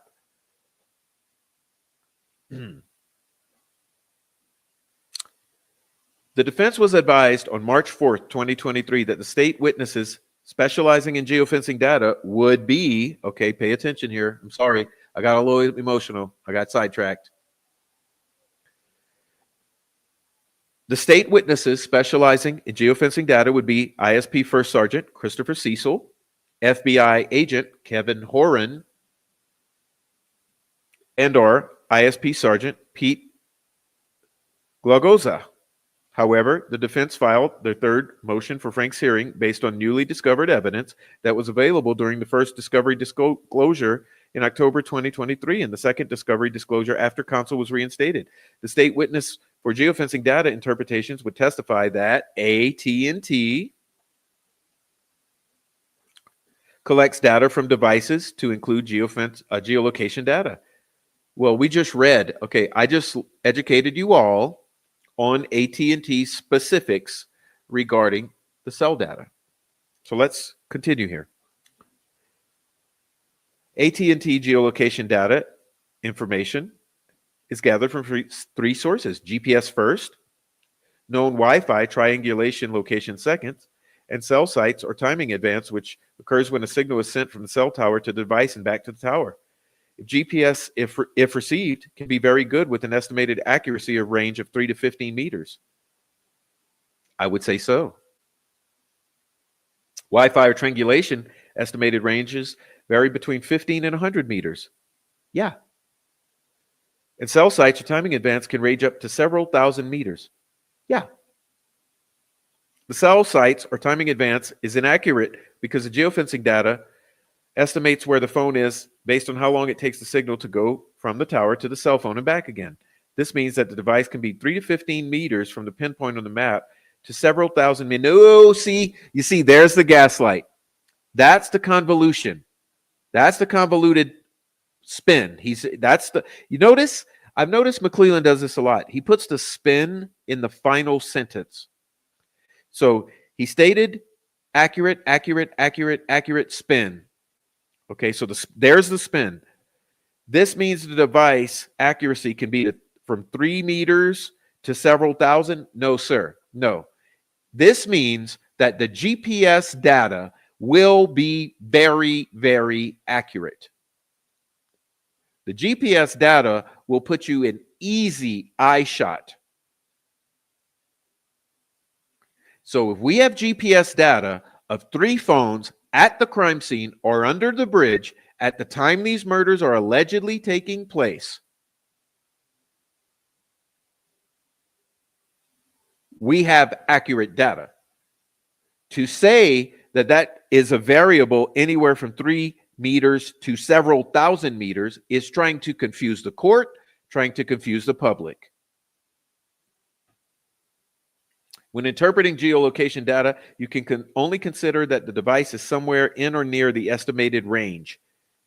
Like I said, it depends on which absolute set you're looking at. If you're looking at GPS, it's different than looking at the timing advance or the triangulation. And we've just looked at all of that. Not only that, we have the PDF if we need to go quick reference it.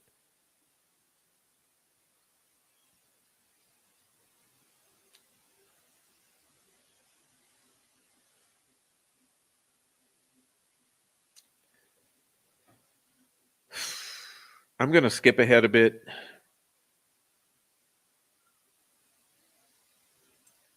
Get to the important point here. The map that the defense refers to is actually the geofence data from AT&T. The points on the map represent GPS longitude, latitude points provided as part of a geofence from AT&T. Each longitude, latitude point has a range of uncertainty. The point is not where the phone is, it is simply the center point of the measurement,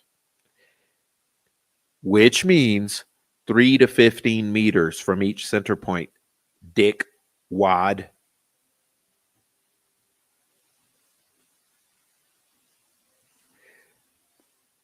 You see, when we look at things, we look at them soberly. We look at them with accuracy, with discernment, with critical thinking.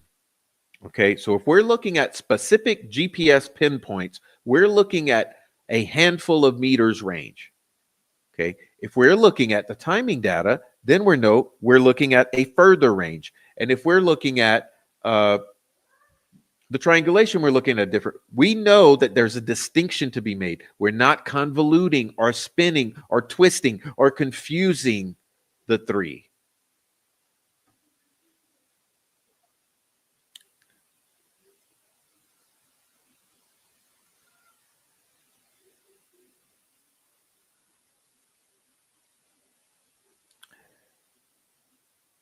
The points have no date time associated with them on the map, so the map does not indicate with the date and time the phone hit on the pinpoint. Yes, but all we have to do is cross-reference that with the data from AT&T to get that time.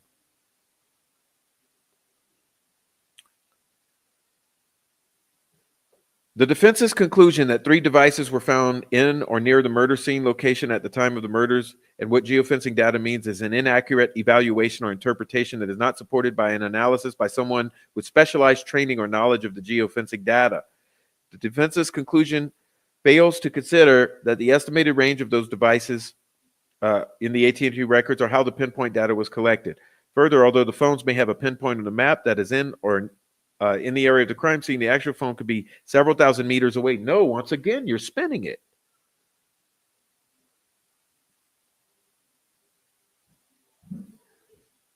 Now, this is the interesting point, okay? Because this is where he adds the lanyap, the extra. Okay, so consider this. Defense further fails to state that the owners of those phones were interviewed and cleared by investigators. Wait. I thought that Douglas Carter, ISP superintendent, specifically made the statement that we haven't cleared anybody.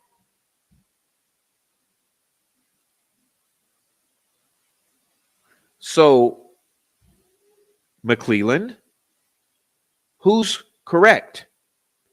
Is it ISP Superintendent Douglas Carter who says no one's cleared? Or is it your investigators who says those owners of those phones have been cleared? How are we to trust any of your product? You've lost 70 days of important investigative material. You don't have any of the family's cell dump data.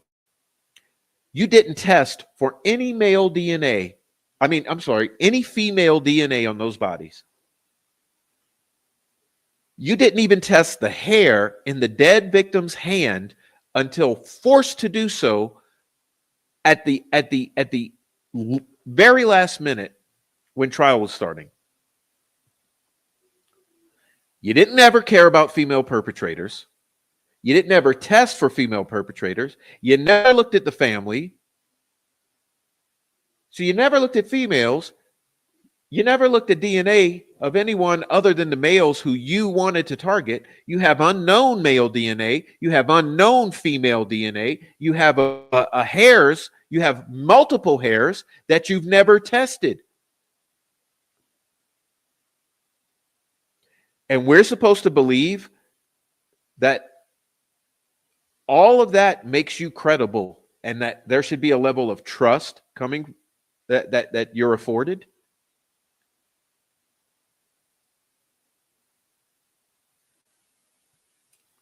Believe me, trust for the Indiana State Police or the Carroll County Sheriff's Office or anyone in the region is at an all-time minimum. It's virtually non-existent.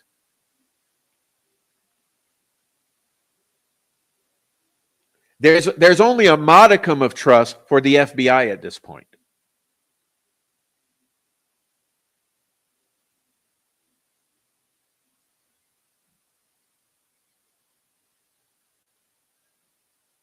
So again, the owners of those phones were interviewed and cleared by law enforcement, although Douglas Carter says we haven't cleared anybody.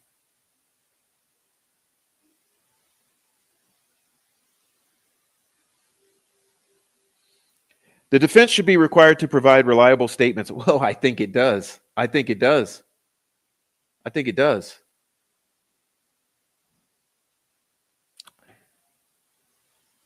I'm going to skip the part about Turco. Okay.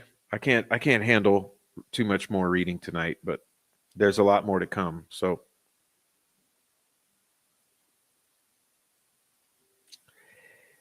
it gets worse. Okay. So now we're going to pull up what's called specifically defense's reply to prosecution's response to Third Frank's memorandum. You can't make this shit up. You can't make this shit up. So this is the reply to the previous document.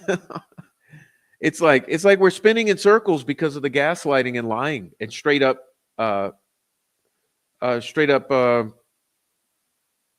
misrepresentation by a prosecutor. Okay, so this is the defense's reply to prosecution's response to Third Frank's. All right. Now, I'm going to skip ahead because there's a lot here. Let me see. I'm going to skip ahead.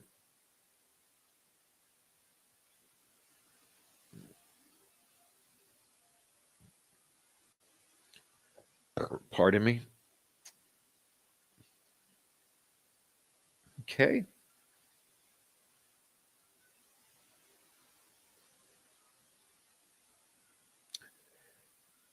Just a moment.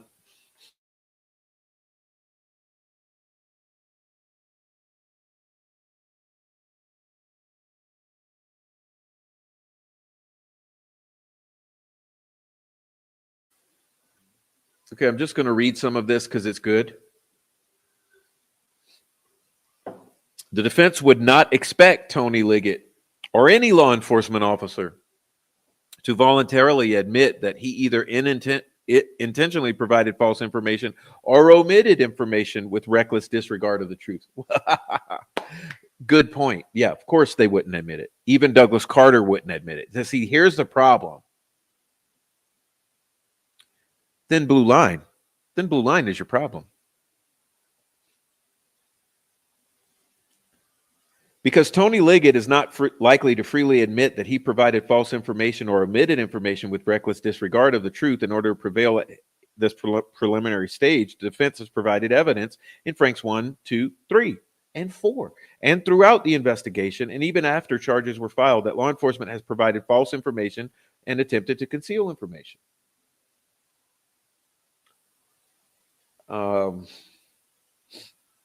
If this court expects or requires law enforcement to admit intentionally or reckless disregard for the truth, then a Franks hearing is nothing more than a legal fiction. Great point. Amazing point. Amazing point there.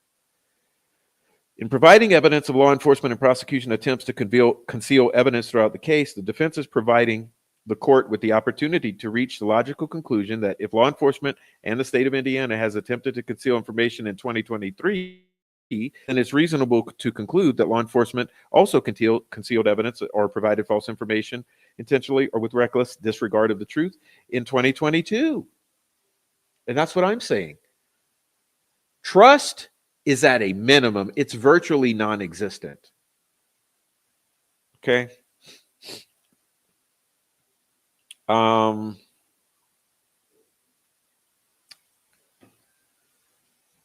Okay, I'm going to skip ahead.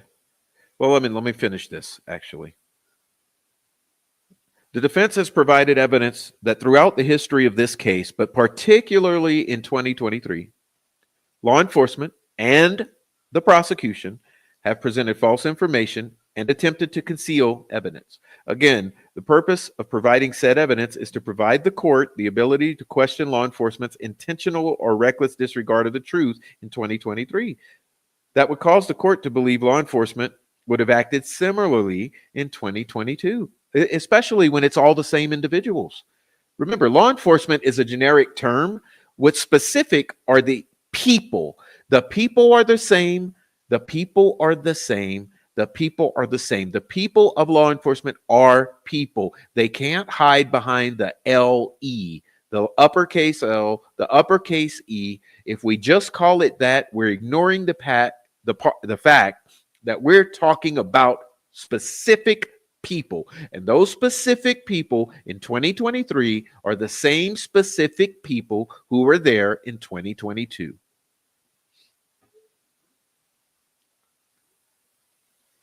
Below, okay, I'll skip that. Now let's go to this. This gets good. Okay, this gets good, but it's going to be a while.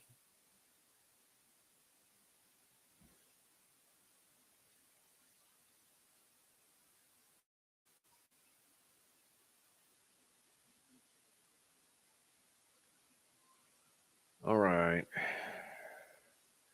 We're going to go over to G. I'm looking for G. Okay, so let me get to G. There we go. Is that G yet? Or did I skip it?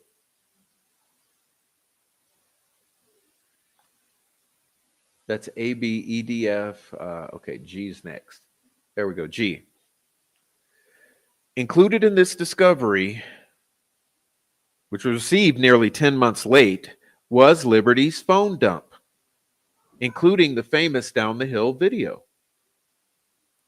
This phone dump contained very interesting information that the defense had approximately 1 month to investigate before the prosecutor requested the defense be kicked off the goddamn case.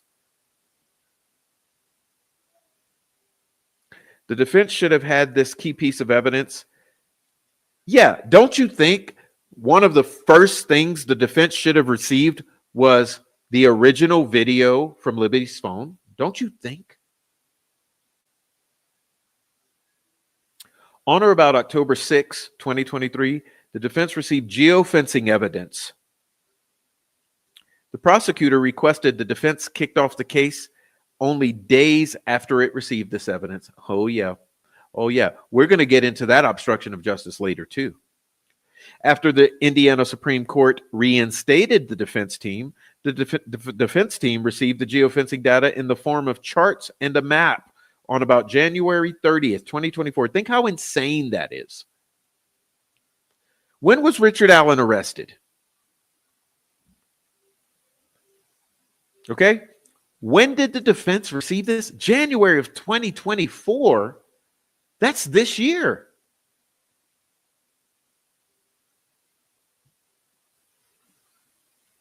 Because of the prosecutor's late discovery of the geofencing evidence before getting kicked off the case, the defense only had the geofencing evidence for 6 days before this court ordered the defense to stop working on the case. Again, 10 months late. After getting back on the case, the defense has just now had 2 months to analyze this important evidence, along with all the other evidence it has received. The defense should have had this evidence on or before December 2022. And therefore, it's doing its best to analyze this geofencing data and has based its interpretation of said evidence on its technology expert who is providing opinions without the benefit of law enforcement reports that interpret the data. That's what I was referring to earlier as the CAST mapping. It appears that law enforcement has not written a single report that interpret their geofencing data. Oh, isn't that rich? You know who wrote it? Kevin Horan over at FBI. This court has since denied funds for the defense technology expert to conduct further analysis on the geofencing evidence. Attempts to understand the geofencing data, the defense asked for any reports from law enforcement that interpret the data and map the defense located in discovery. The prosecutor claims that no reports or notes exist related to geofencing, but the defense can't be sure. In the past, the prosecutor told the defense that no notes or reports existed as related to Liberty's phone dump, only to then be handed notes from the prosecution's law enforcement expert minutes before the deposition began. Are you picking up a pattern here? Giving the defense little or no time to incorporate those notes into its deposition preparation. When the defense asked for the names of the geofencing expert that the prosecution would call, the prosecutor initially refused to identify their expert, claiming it was not his job to provide that information. Bro, are you picking up a combative nature of this prosecution? The prosecutor then stated he would talk to his investigator, Steve Cover-Up Mullen.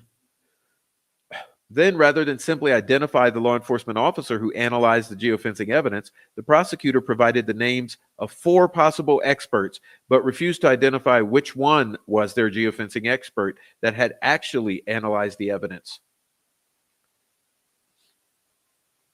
Now, apparently in his response motion, the prosecutor is claiming that there are 3 geofencing experts he might use. Yeah, that was an attempt to confuse, okay? Remember, it's the 3 names I just read to you, Cecil, Horan, and the other officer. But he knew the whole time it was Horan. Okay? But has still not identified which expert put the map together or provided him the information he used in his response brief. In his response motion, the prosecutor also provides purported information that he has apparently obtained from one of 3 law enforcement officers who apparently has analyzed the data and relayed that information to the prosecutor, thus providing proof that the prosecutor has actually known the name of this exact geofencing expert who will be explaining law enforcement's interpretation of the data, but has refused to provide the name of that specific geofencing expert to the defense when he knew the whole time it was Kevin Horan. See, he was using the FBI as an obstacle to transparency. Rather than simply identifying the proper law enforcement officer for the defense to depose concerning the geofencing evidence, again, evidence that the prosecutor provided 10 months late, though that individual who put the map together, the prosecutor continues to conceal the identity of the actual expert, only narrowing it down to the possible 3 fucking people. The defense has no way of knowing if anything the prosecutor claims concerning the interpretation of the geofencing data is correct because no reports have been provided that would substantiate the prosecutor's claims that in his response to the 3rd notice that we just read prior to this. All right. Please note on pages 2 and 3 of his response brief that the prosecution has failed to provide the name of a single authoritative report that supports his claims as to the accuracy or inaccuracy of the geofencing data, while the defense has provided 126 exhibits to back up their claims in Frank Swan alone. Yes, that's what I mean by McClellan tried to confuse the judge and the defense by claiming that there's no difference between 3 meters and thousands of meters in the data, as implying that it's all a mishmash and not acknowledging the fact that there's a difference between the 3 formatting of subsets of the geofencing. Apparently, the prosecution simply expects this court to rely on and believe in their claims. Yes, that's called he's lying to her. She's down with it. They're buddy-buddy. It's you scratch my back, I scratch yours. You ask for it and wink, and I give it to you. It's a whole setup. And it's extremely clear to the general public out here. And had we been allowed cameras in the courtroom, there would be even more that would be extremely clear to us. Okay.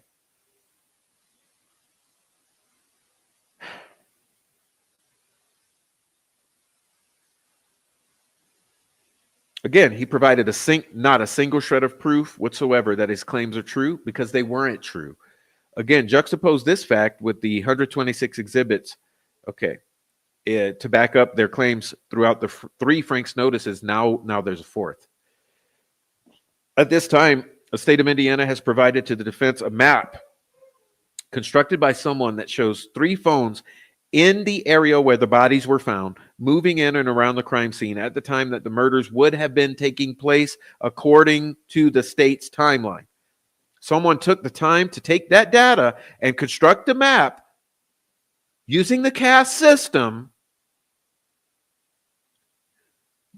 using only those 3 phones. Remember, because there was a process of elimination and it was determined that those 3 phones indeed were important, indeed were there, and indeed were malingering around the high bridge and the crime scene at the time the murders were allegedly taking place. And the excuse is that they've been cleared.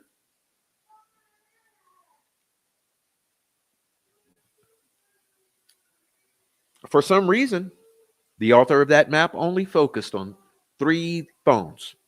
The coordinates provided by the state of Indiana do in fact provide the times that the phones were in the area, despite claims made by the prosecutor in his response motion. Remember, again, he lied. He was twisting. He put a spin on it. In his response motion, McClellan claims that the owners of the phones found on the geofencing map in and around the crime scene were interviewed and dismissed as suspects or cleared, to use his verbiage.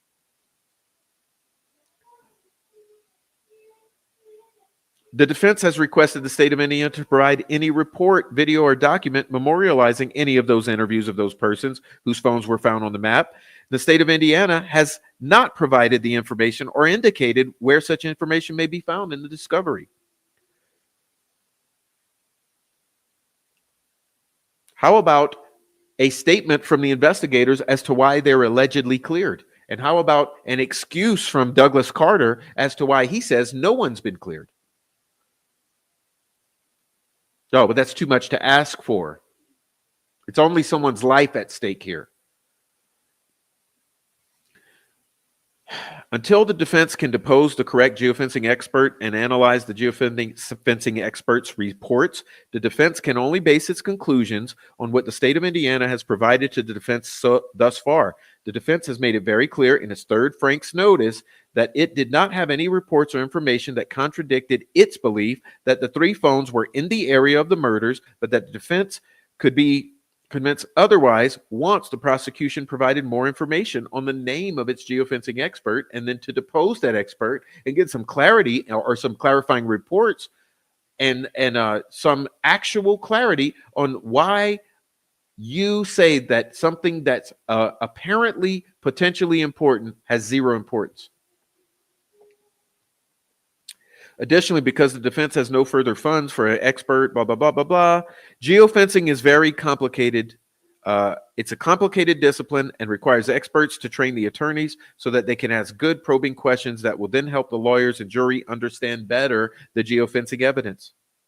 In his motion, the prosecutor assailed the defense's attempts to understand the geofence. Yeah, remember, he called them stupid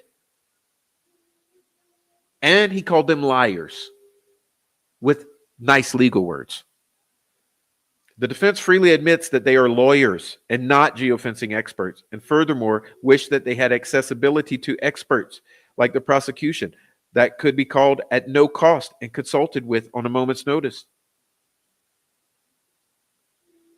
The defense would ask this court to ignore the state of Indiana's claims, blah, blah, blah, blah, blah. Good job. Okay. Now, let's move on because we're still not done.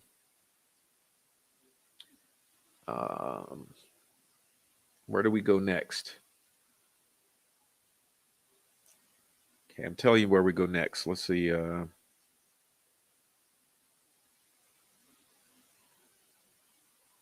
here's where we're going to go.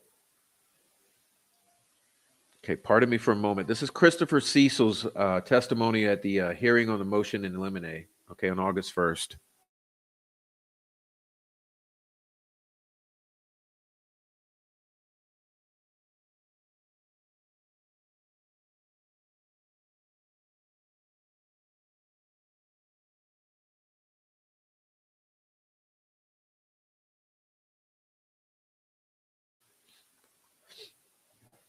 All right, now, remember this is quite extensive here, so we're going to skip ahead a bit. Let's see where I need to go.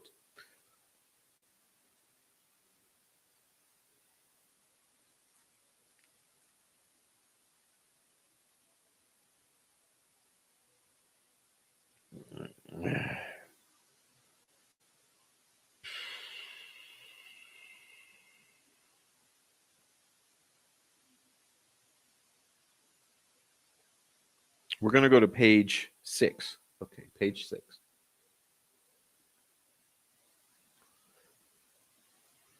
All right, now this is McClellan talking with Cecil.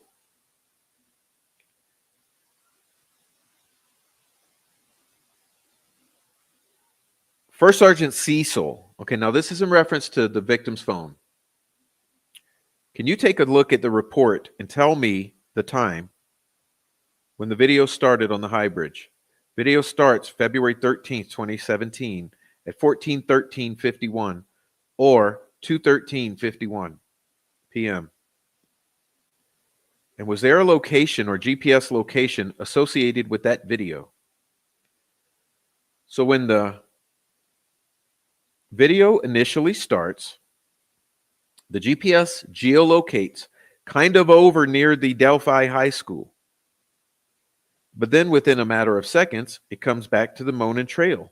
That's where it goes. And were there pictures on the Monon High Bridge Trail taken before the video? Is that correct? Yes, sir. And were you able to recover those pictures? Yes. And those pictures have GPS coordinates with them. Is that correct? The pictures don't, but there when the Snapchat's being used, there are GPS locations when Snapchat's being used. Okay? And so there are pictures taken through Snapchat, and you're able to get a GPS location through Snapchat for those pictures? Yes. Okay. And they showed the pictures were taken on the Monon High Bridge as well? Yes. And were you able to examine the pictures and the video? Is that correct? Yes. And in both the picture and video, does it portray or show Abby Williams? Yes.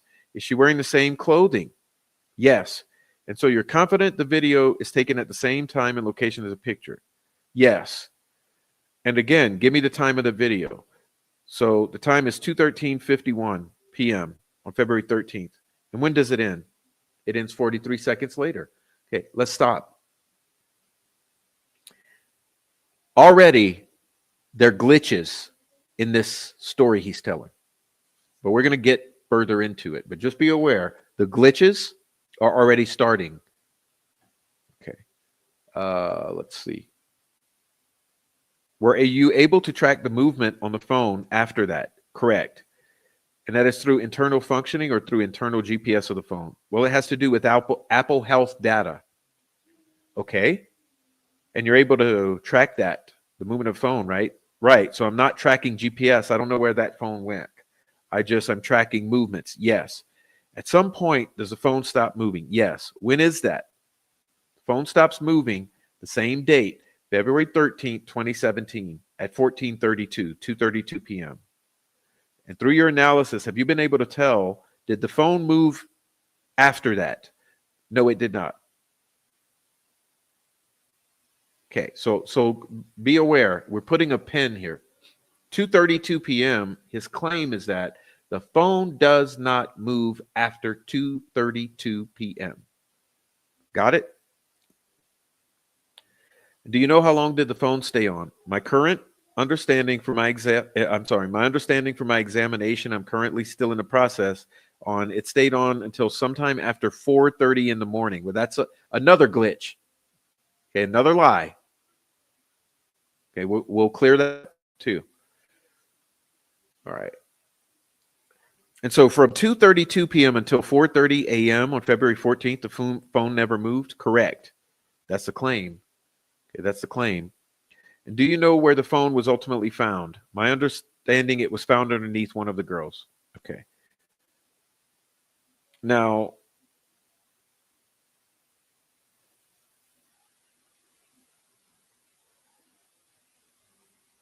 let's skip ahead. I'm trying to expedite this whole thing. Okay. Okay, so this is Miss Auger speaking with Cecil now, cross-examination, saying, and the Apple Health data, does it show Liberty German's phone leaving from Liberty's home to the, do you have a map? Okay, did Apple Health show Liberty's phone moving from her home over to the location where they got out of the car and got onto the high bridge, walked onto the high bridge? I'm not sure I understand what you're saying. Well, what wasn't clear about that, dumbass?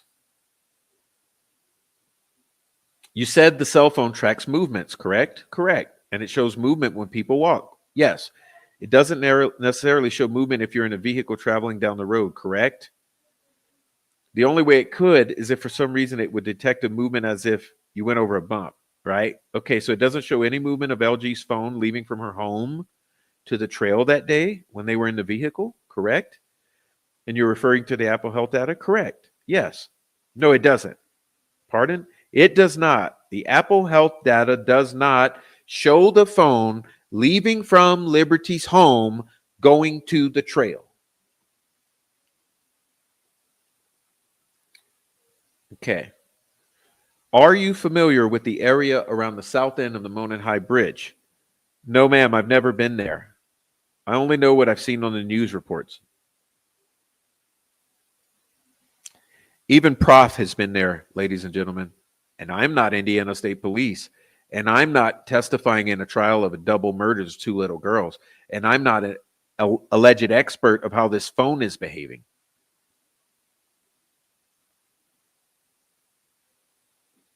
Okay.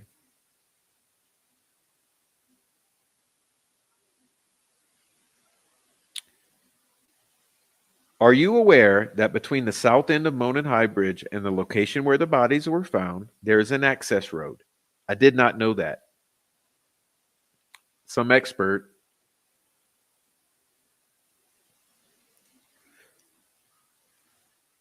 The Apple Health data, the number of steps, the distance could have gotten those girls to somewhere on that access road. Is that correct? Not necessarily. But it's not wrong. It's not right. You just don't know. Correct. You're right. I don't know. It's a possibility. Possibility. Now, would you agree with me, Sergeant Cecil, that different information is transmitted to an iPhone by different measures? Does that make sense? Okay, then we go through a whole fucking rigmarole about nitpicking semantics. Okay, so let's forward ahead.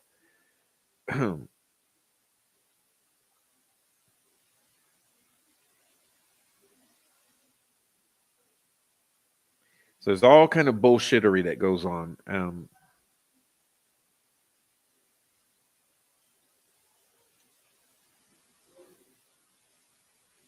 Let's go to page 13, number 11. Okay. To be clear, your testimony is that the distance traveled would be accurate as far as number of steps. I'm telling you what I've learned. I'm not saying that I know for a fact. And would you agree with me, hearkening back to your testimony 2 minutes prior, if one individual has a different stride than another, then his number of steps will be different than the amount of distance traveled. Okay. Now, your GrayKey report that you did in 2019, or your report you did in 2019, do you recall that? You mean my written report? Your written report. Okay. It was admitted as an exhibit. It's labeled as Defendants 1, but I don't know. Okay. So I'm going to show you what's been marked as Defendants RRR. Okay. This is a GrayKey report.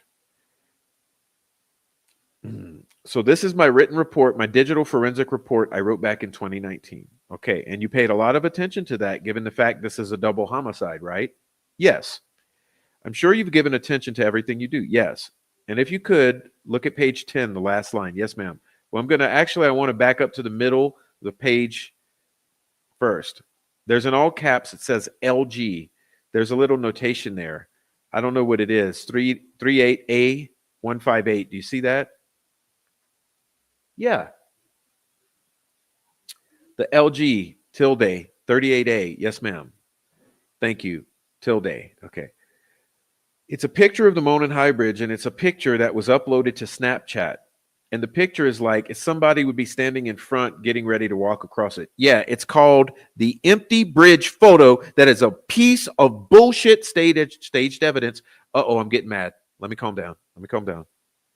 We're going to be looking at that momentarily. Don't worry. Okay. Okay. Holy smokes. I see this, ladies and gentlemen. This is where my head starts to explode because I lose my mind. I get angry. I don't like being lied to. I don't like being gaslit.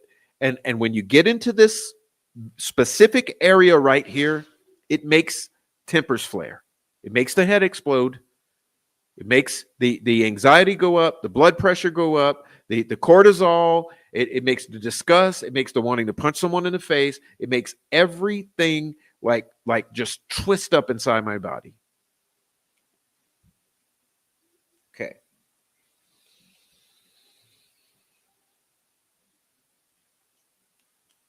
Let's make sure we're on page 15 here. Okay. Back to line number 3 here. It's a picture of the Monon High Bridge.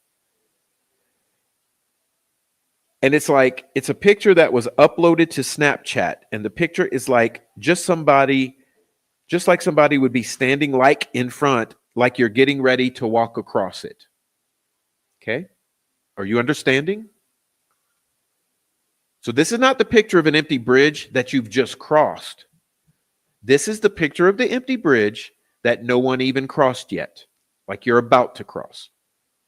So keep in mind where this person is standing taking this photo. And I'm going to show you what's marked as Defendant's Exhibit SSS, okay? Is that the photo you're referring to? It's not this exact one because that one's got some, it's got that written up there. Okay, right. All right. Is there a phone or a picture that you've learned of that you could not find on Liberty German's phone? Yes. What was that? That was the picture of Abby Williams walking across the bridge. And it's kind of taken off, like off at an angle. And that was posted on her Snapchat account. So my understanding from social media is that's what it was. And I was asked to try to see if I could find that by investigators. And could you not find that? I could not find it.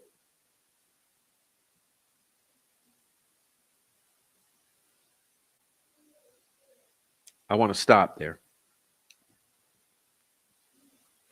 because this is going to come back around, okay?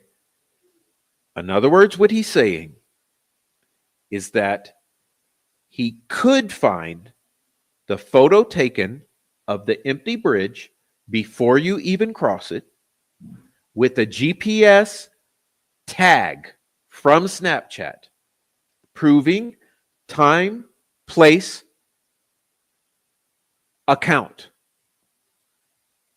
What he's also saying is he could not find from Snapchat the photo of Abby on the bridge with the GPS, with the timestamp, or on the user's account. So this, we're not just talking about the phone, we're talking about Snapchat and the phone. Okay. So in the last line, on February 13th, 2017, at 22:32:26, I wrote, last recorded data received by iPhone. The iPhone battery was likely depleted. Well, we know that's now to be a falsehood.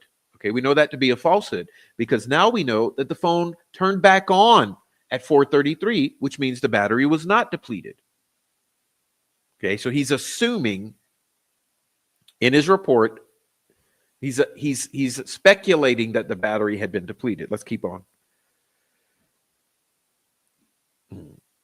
And what was the last data you mean was received? I'm looking at the data for that day, and this, as I testified in my deposition, this was a mistake. I made a mistake. I didn't calculate other things. I wasn't looking into February 14th. Okay, but even if we don't look, so what you're saying now today, when you said May 15th, is that you don't believe the phone's battery was likely depleted. Right. Okay, good. So everyone clear on that? The battery was not depleted. Okay. Did you also make a mistake when you said last recorded data received by iPhone? Yes, I did. Okay. When you said that, what data were you referring to? If you look on the next page right here where I talk about it, it says after the phone, it stopped recording. It continued to function, meaning it's still powered on. I found no evidence the user physically interacted with the phone. Oh, isn't that odd? Because we now know, yes, someone did physically interact with that phone. Someone interacted with the headphone jack. But we'll be getting back to that. The phone continued to receive messages, iMessages, SMS messages, FaceTime calls, mobile calls, and other similar communication. In addition, several applications updated in the background. The attack activity continued until the phone battery was depleted. That's what I put in there. That's what I was referring to. Okay. And you were referring to a particular piece of data that you believe the phone received at 22:32:26? I don't remember. I don't know. Would you agree with me that an iPhone receives data in different ways or messages in different ways? That's very broad. Okay, then we go into this whole bullshit between iMessage and it's infuriating. Trust me, go read it yourself. Okay.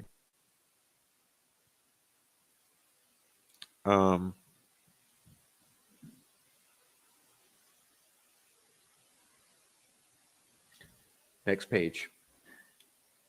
Okay, do you agree with me if Liberty German cell phone receives 0 SMS messages between 4:06 p.m. on the 13th and 4:33 a.m. on the 14th? I'd have to look at that. but we talked about it in deposition, right? But recall vaguely, blah, blah, blah, blah, blah, blah, blah. Okay.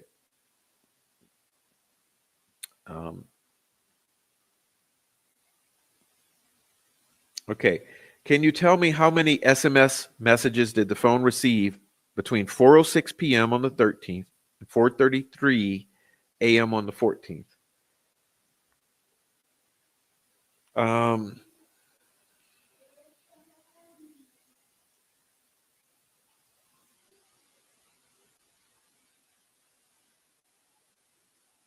There's 15 of them. Okay.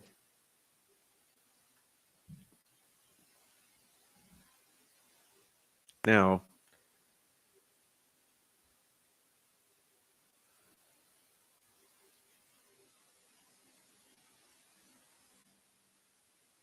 so basically, there's all kind of nitpicking. But the point is that we get a 4:33 a.m. So I'm going to read line 22 on page 20 here. McClellan says, if it helps, the state's willing to concede that there were messages that came in at 4:33 a.m. Okay, if it helps to move things along. Okay. And then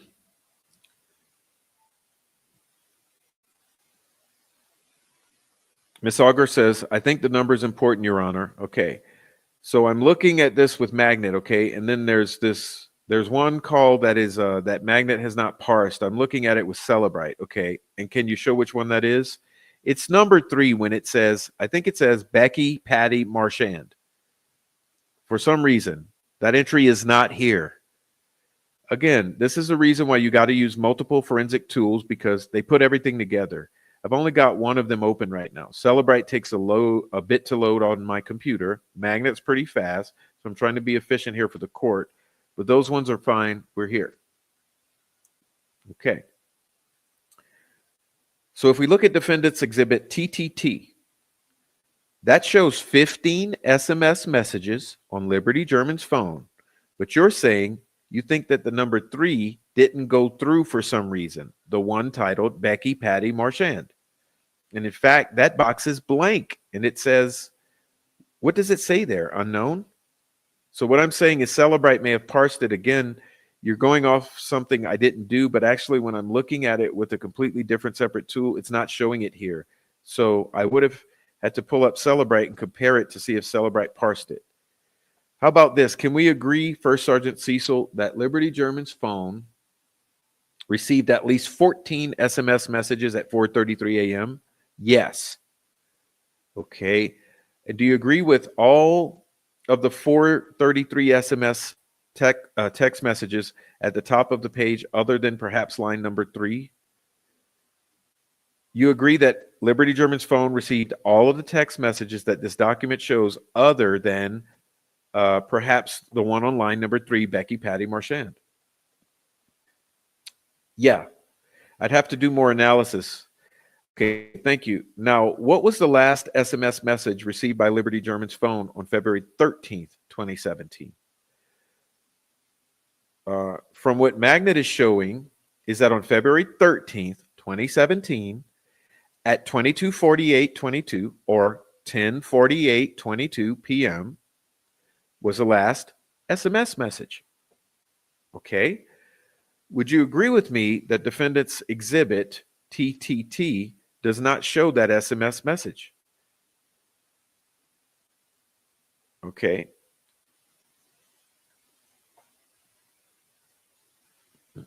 Okay. So your data is even different than Brian Bunner's data from 2017. Yes, because Brian Bunner, after he did his exam several days later or weeks later, he connected to the network to do an iCloud dump of Liberty's phone, which would have automatically brought in some of the data here. This is the reason why this is here. Okay. Let's go back to the SMS messages. Those are time-stamped by the phone as of the time they are received by the phone, correct? What Magnet and Celebrite are doing is they're pulling. That's not my question. Okay. When an SMS message appears on a cell phone, it appears timestamped as of the time it's received by the cell phone, correct? No. I just had my phone in airplane mode and received a text message, and it was sent. I received it. When I opened it up, it showed me when my daughter sent it to me. An SMS message, an iMessage. Those are different. Same thing. No, an iMessage is timestamped as of the time it's sent, correct? It goes through the Apple server, goes through the internet, and those are timestamped as of the time they're sent, correct? When they're sent, if you're texting me and you send a text, when you're sending it to me. So you see how the whole bullshit confusion pops up again about the difference between iMessage and SMS? It's infuriating.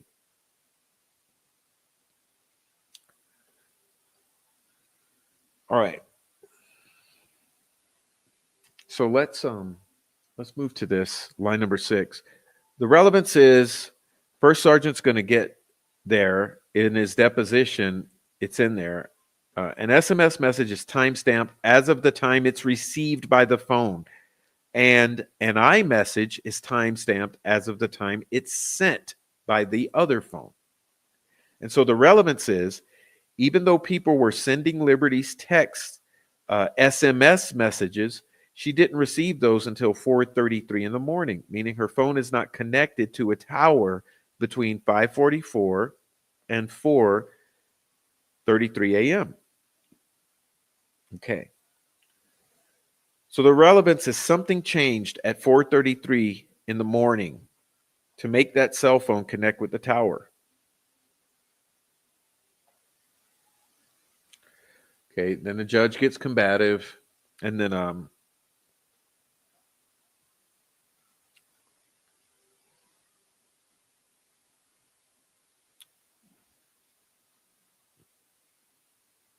let's skip ahead to this next. This is called, these are the notes. Okay.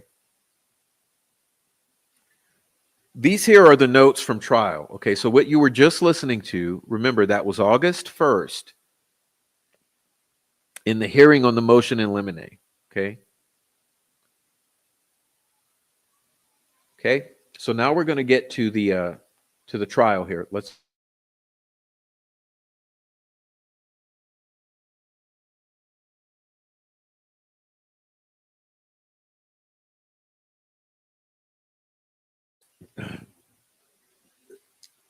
All right. So let's move on to what's important here.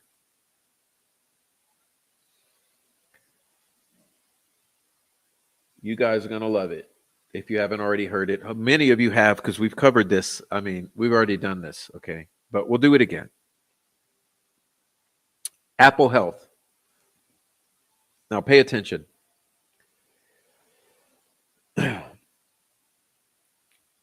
Here's the bullet points about the Apple Health data on Liberty's phone.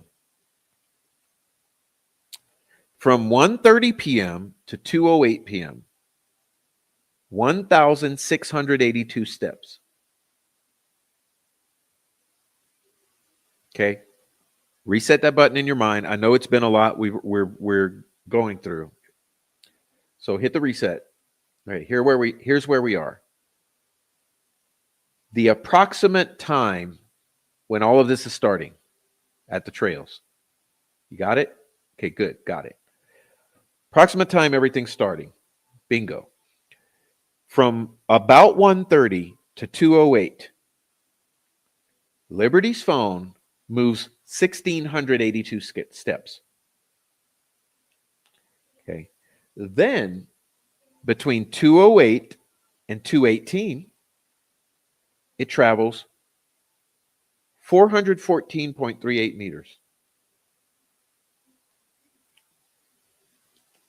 Well, remember you guys, these are the times that the alleged Snapchat and Bridge Guy video occur. All right, so keep that in mind. Bookend it with that. Between Snapchat and Bridge Guy, 414.38 meters. Then the very interesting point.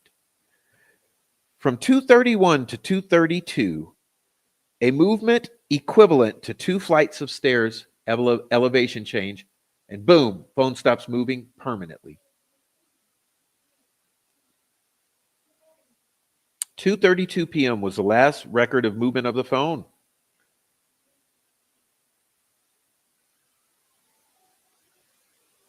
Got it? All right, so let's clarify a little something here. I think I got to go to page. There we go.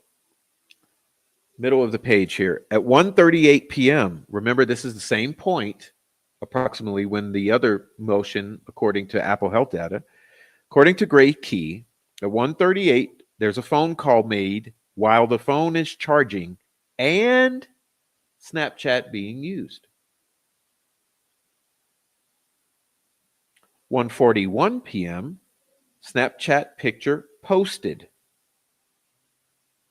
He was able to find the corresponding Snapchat image in Snapchat app. Okay. 1:43:59, basically 1:44 p.m., there's another Snapchat posted. This is the one that was the first exhibit from the state. The selfie taken in the car that Libby took that shows Abby sitting in the back seat behind her.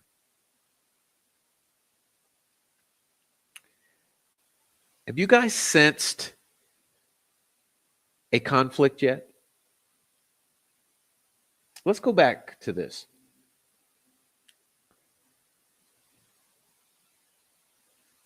(1:30 to 2:08), 1,682 steps.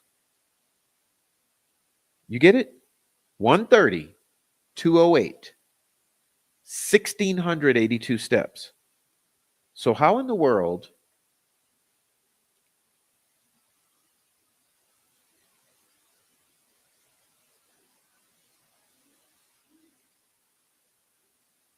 (1:44),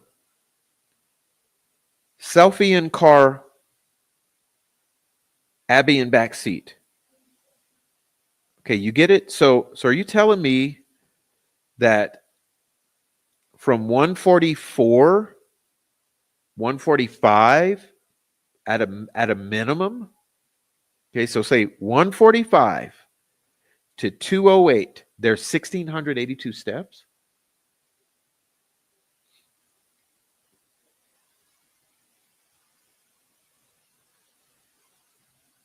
Okay.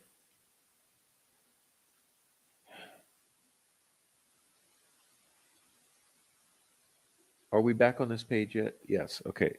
141, 145, 144. Okay, now we're at 2:05. Snapchat of empty bridge. Okay, got it? 2:05.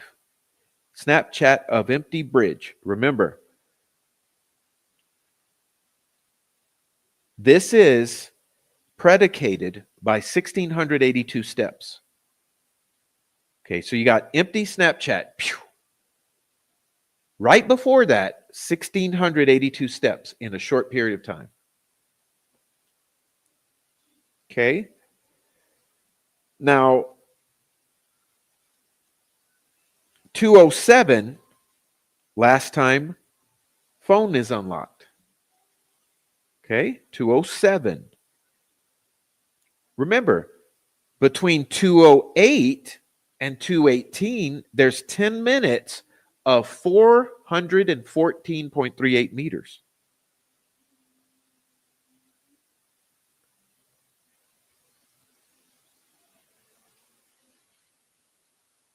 Here's where it gets really fucking weird.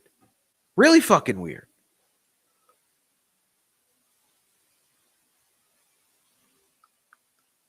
(2:13:51). Video recorded on the bridge. Bridge guy video, 43 seconds.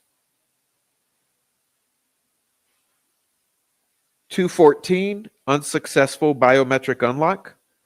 2:32, remember, phone stops moving. So what happened? 414 meters.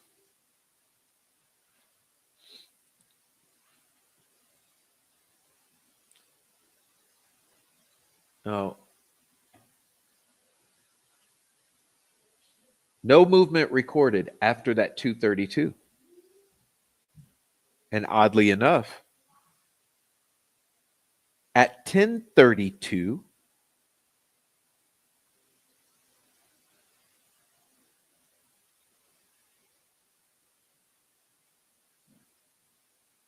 last data, until 4:33 a.m. Well, interesting thing, that lines up absolutely perfectly with the unplugging of the headphone jack.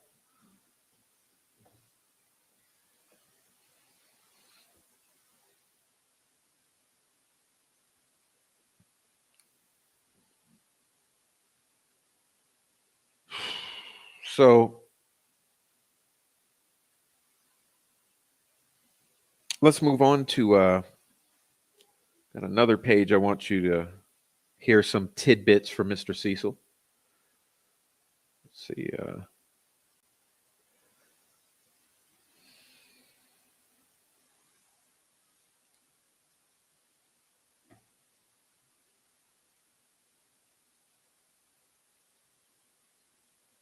Libby's phone had location services enabled, listen, for a variety of apps.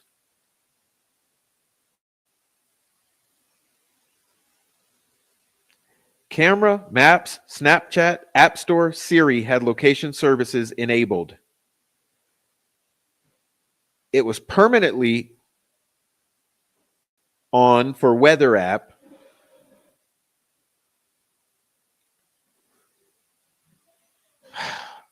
The geolocation data comes from the GPS network, cell, or Wi-Fi, depending, but GPS, which has very good accuracy, was on the entire time through the weather app, and all the Snapchat, App Store, Siri, and Maps, camera, etc., also had location services on.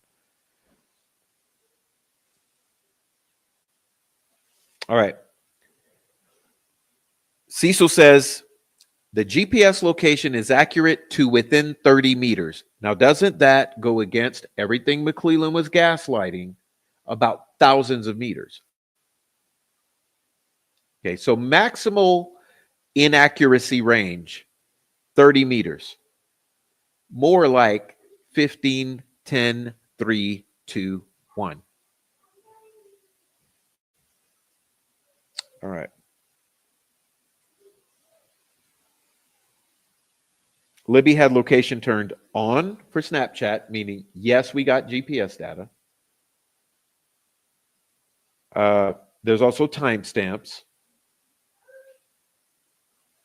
The Snapchat GPS is very precise. All right. Now, based on new information, they conclude that the phone had previously thought went off at 10:32 because the battery low was incorrect.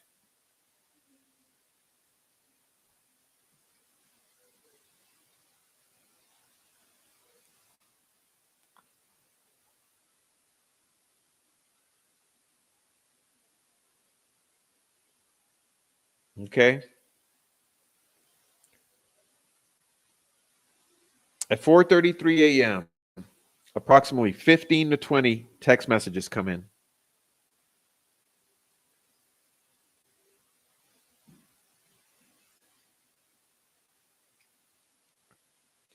Again, at 4:34 a.m., the last activity, we can assume that's when the battery dies, which means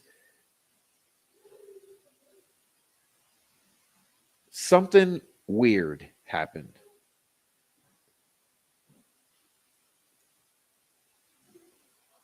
In other words, was the phone nearly dead? Was turned off? Was it handled at 4:33 and turned on, but because it only had 1% battery, it died within a minute? Something happened, right? What it appears to be for me is that there were multiple handlings of the phone after 2:32 p.m. at the crime scene. Remember, we had 5:44 p.m., the last ping of the phone that was pinging every 15 minutes. 5:45 p.m., a 3.5 millimeter jack was plugged into the headphone jack. 5:49 p.m., the last of the three phones that we're discussing tonight leaves the geofencing. Now, remember,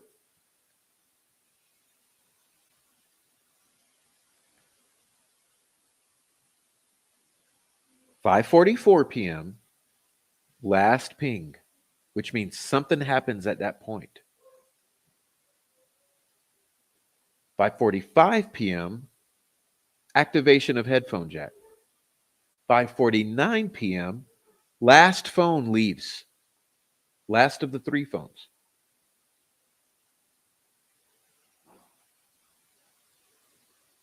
Okay. Where are we? What page are we on here? 7?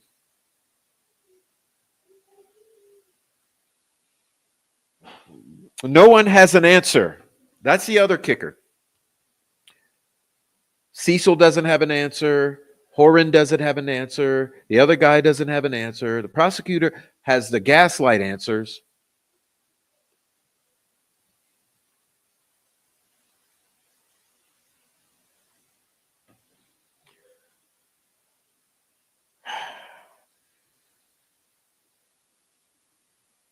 All right, so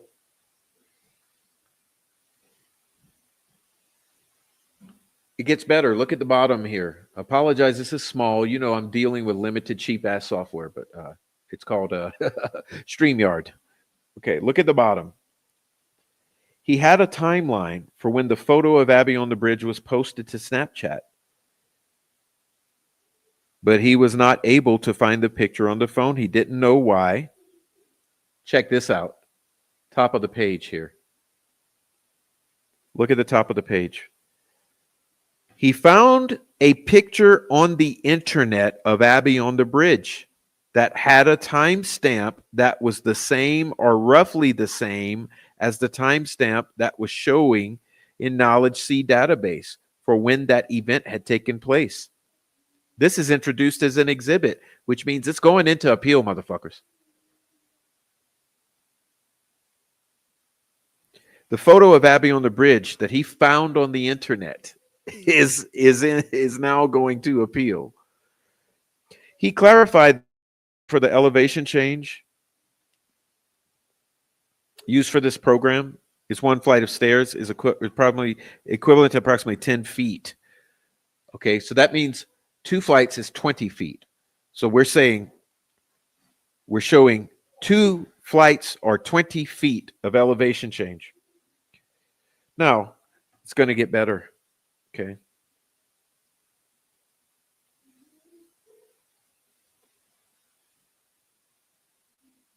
Let's read these points.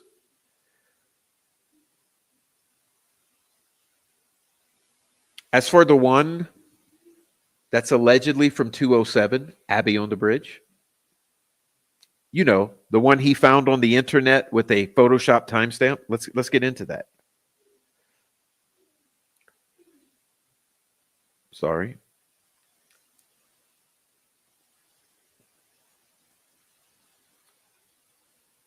He conceded that cell phone data is accurate and reliable, including Apple Health. Okay?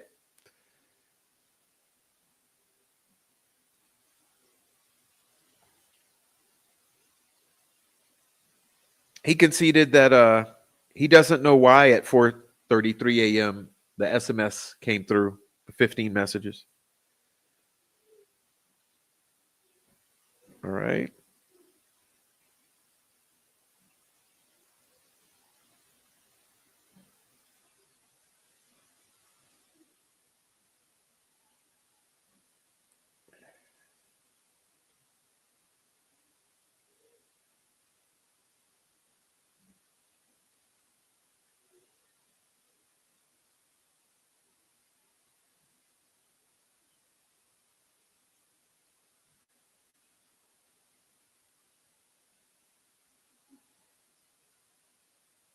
Again, he confirms that the 207 Abbey picture was not recovered.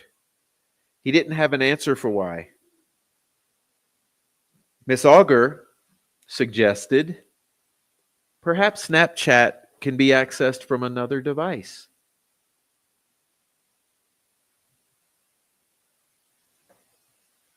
All right. And that is the meat from Cecil's discussion here. So I want us to take a look at, while I discuss this, let's take a look at this. Okay.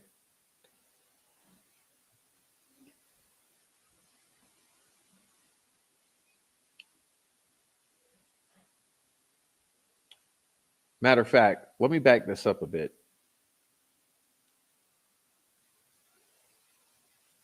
Okay.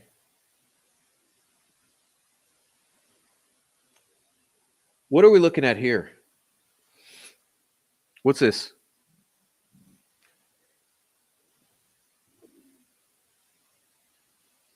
Okay. What you see with the check mark here? That's a legitimate photo found on the phone with a timestamp, with the geofencing, I mean, with the GPS signature. This is taken, this empty bridge, it's taken at the time, at the place, before ever stepping foot on the bridge. You got that? This other one, with the X marking it as a fraud,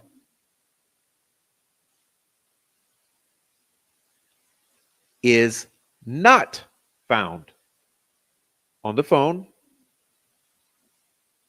not found, no timestamp. Timestamp appears to be photoshopped onto it. Someone want to explain that?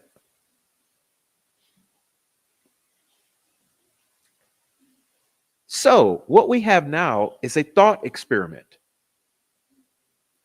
What we have now is going to be using this information that was just given to us by Mr. Cecil with the idea that somebody has Libby's phone. Let's not be foolish. We're not foolish enough to assume that it's Libby holding her phone. Just like we're not going to be foolish enough to assume that that photo over there of Abby is legitimate just because it's out there on the internet. We're not going to assume that that's a real thing. Matter of fact, we're going to assume it's not because, firstly, several Photoshop experts and graphic designers have relayed to us independently that that photo exhibits all the telltale signs of Photoshop or tampering or fabrication or fraud. Secondly, that photo over there, you just heard from Mr. Cecil, something's wrong. Now, let me ask you a question. What does that photo with the red X do for this narrative? Let's assume that red X is not over that photo.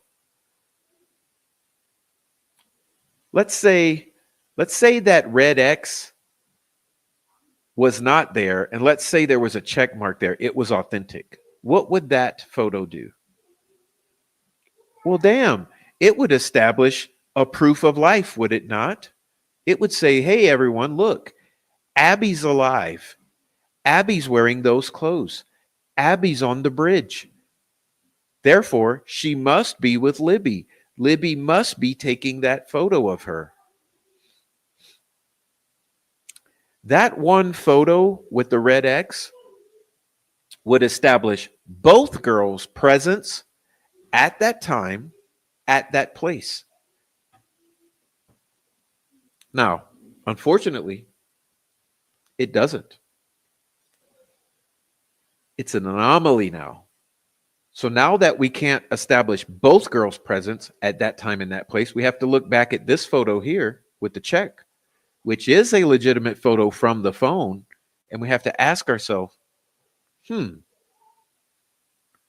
we assume that Libby's holding that phone and that Abby is with her? No, we can't. All we can know for certain is that Libby's phone did take that image. But anybody could have that person's phone, right? Anybody can have your phone. So it's entirely reasonable to do a little thought experiment and say, hey, maybe it's not Libby holding the phone taking this empty bridge photo. Okay. So with that idea in mind, let's watch this video and see what's being shown here.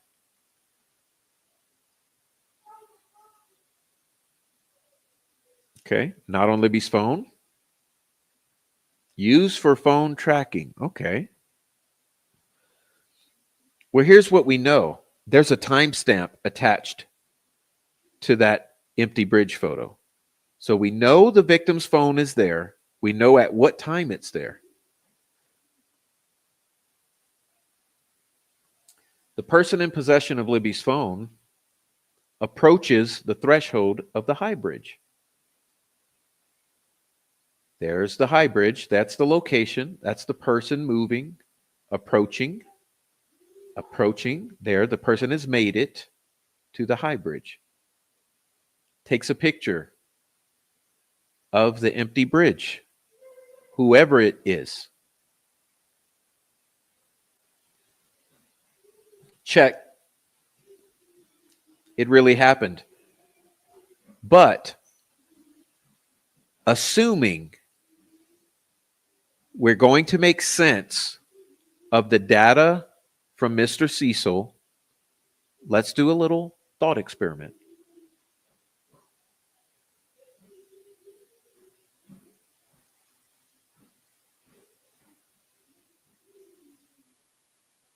Remember, you have 10 minutes, 2:08 to 2:18.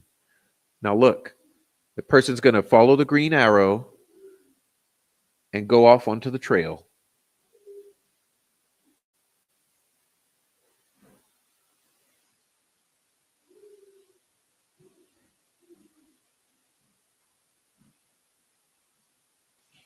And remember, this is taking 10 minutes, okay? It's moving very fast in this illustration here, or this animation. It's moving fast. But this would be a 10-minute walk. Okay, so there, what you're seeing there is, if you look right here, you're going to see the high bridge. Okay, you see the high bridge there? So they have come from the high bridge, and now they're going down towards the ravine.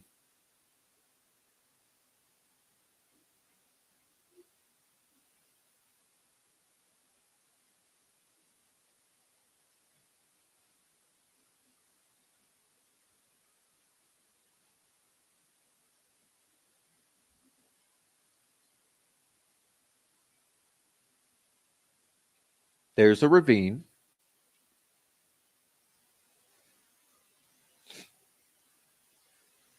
Okay, Stop.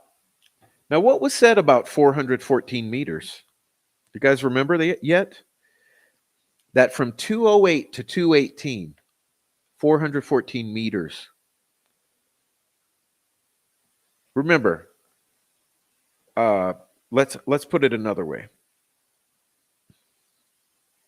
At 207, that empty bridge photo was taken. No, I'm sorry. I'm sorry. Let's be very clear because I fucked that up. At 205, at 205,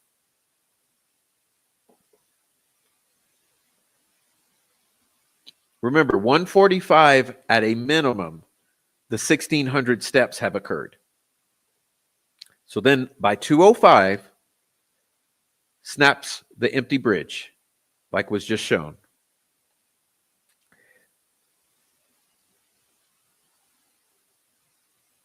$207, the phone is unlocked.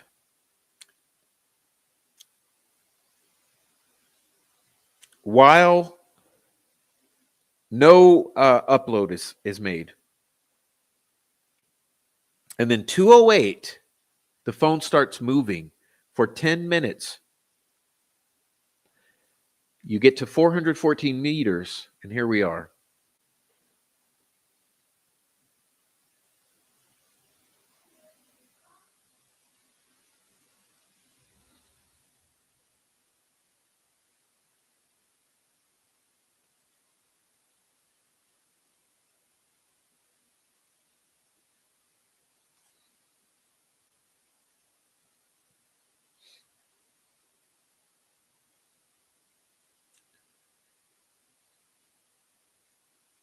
Okay, see the ravine?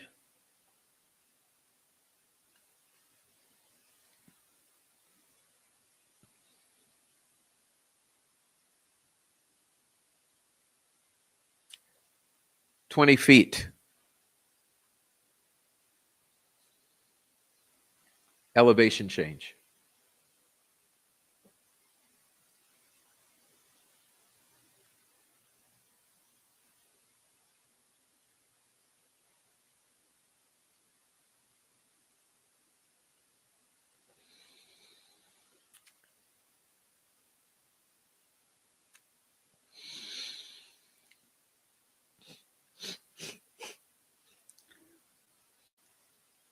All right, so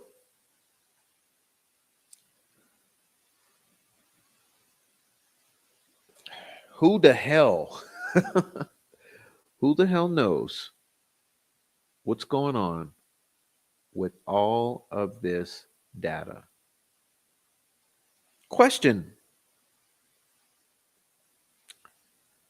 Fallible versus infallible.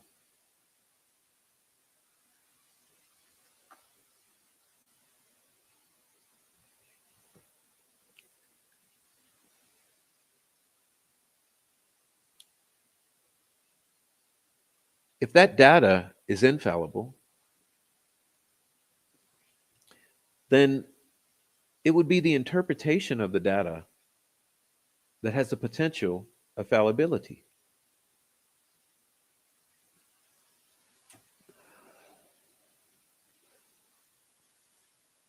So I view it like this. We've got some nuggets of infallible data from this process. Now, the question is,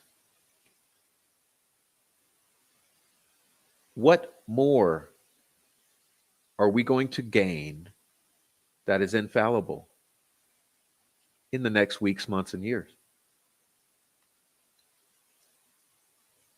And how can we learn to interpret it with critical thinking, expertise, and novelty of thought?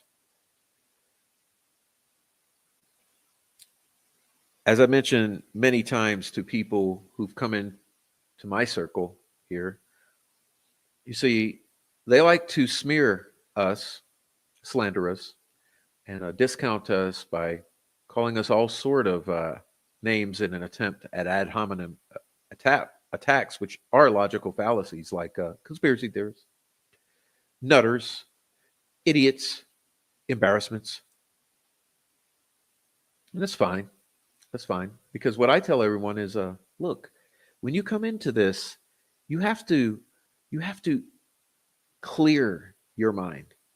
You literally have to wipe the slate clean because you have to understand that for 7 years, you've been indoctrinated. This entire community has been indoctrinated by a contingent producing a narrative in order to predispose you to drawing certain conclusions and making certain assumptions about the infallible data that will be revealed, which is why so many data points were released over the years with a narrative attached. You see, I call it PR, narrative control, disinformation, and misinformation. The entire point being, we know certain infallible forensic data exist of all sorts: DNA, GPS, um, proprietary advertiser data in the various apps, eyewitnesses, those with personal knowledge of certain details.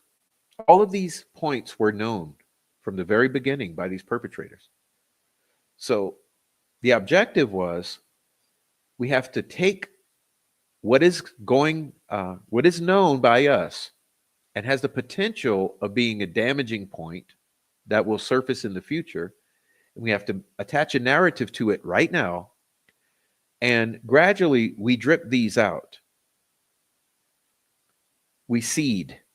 So they planted seeds, they seeded these data points with attached narratives over the years so that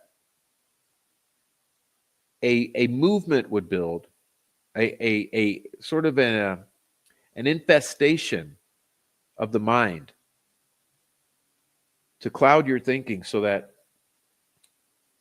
you've got this prefabricated ball of wax here, this thing that's already predetermined. And as you learned details, or you gain higher fidelity into certain facts, you're going to interpret everything through that lens. For instance, the timeline, the assumptions about the sequences of events, and who did what and who was where and who did who and dot dot dot dot dot dot dot, all these little blah blah blahs over the years, like bridge guy,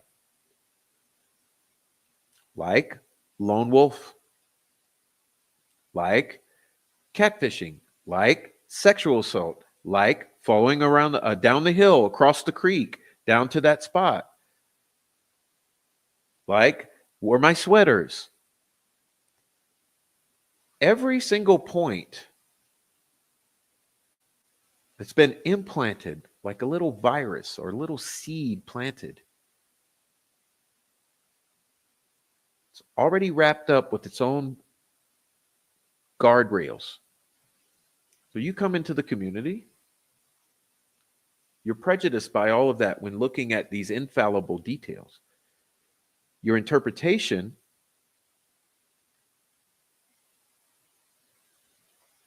fails. Your interpretation becomes fallible. So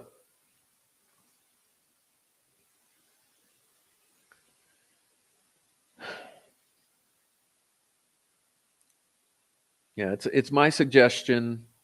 You wipe the slate, forget everything you ever knew, only look at the points, and then start to think of the simplest explanation in reverse.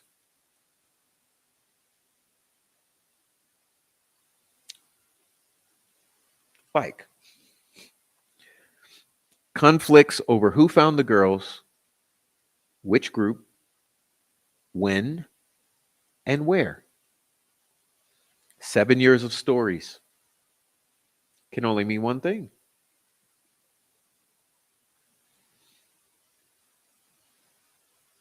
Okay? All of these little points.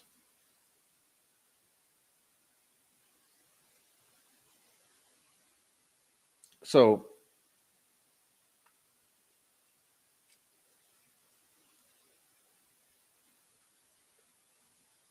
details will come about the phones.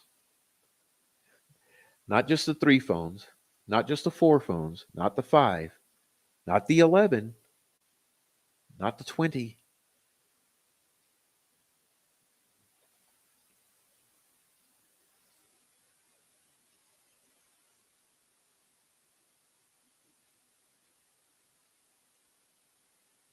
Details will come. I would love to sit here today and tell you the names of those individuals with the phones, with the 3 phones in the geofencing, those that are bothering everybody. And you know, they've already prepared their stories because they know it's inevitable. Those names will come. More names will come. More facts will come.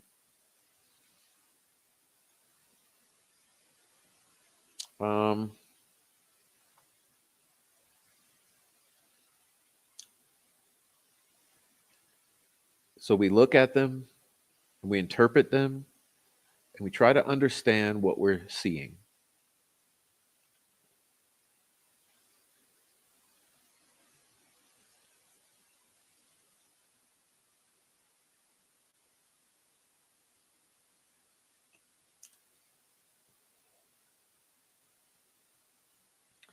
You already know that the jury was misled. You know, the jury wasn't able to interpret what they saw. The jury had a certain amount of trust in the prosecutor, in the system, and in law enforcement. And unfortunately, that trust was violated.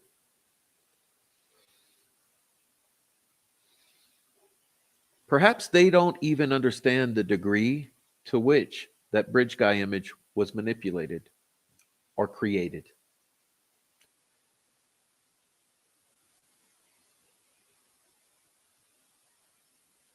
Mm. So, listen, the defense made a mistake. No, I'm sorry. The jury made a mistake. The jury made a mistake. They were duped because they trusted the system. They trusted the untrustworthy.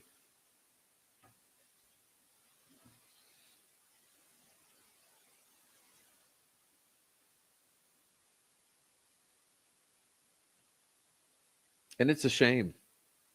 It's a shame because how do you think they're going to feel?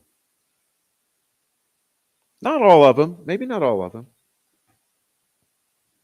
Pardon me. My point is, how do you think that jury's going to feel? At least some of them, when they realize that they were duped, when they realize that they trusted someone they shouldn't have, and someone's life hang in balance. And as I said to a friend earlier, I said, you know, the thing about this is that there's now been another victim added to the Delphi murders.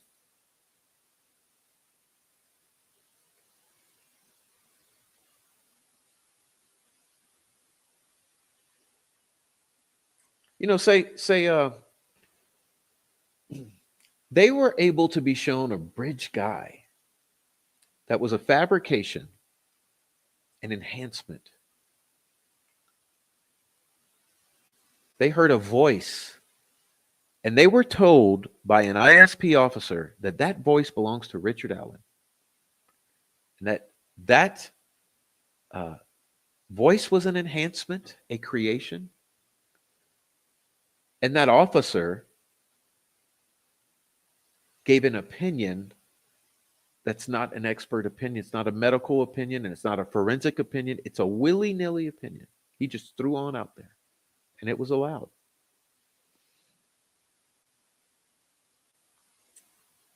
So you've now taken the two girls in Delphi, victims who cannot be brought back. You've taken the other victims who've died around this murder, like Robert Fortson, and who knows, Cat Cole? How many others? They can't be brought back. I don't know. Greg Ferenczi?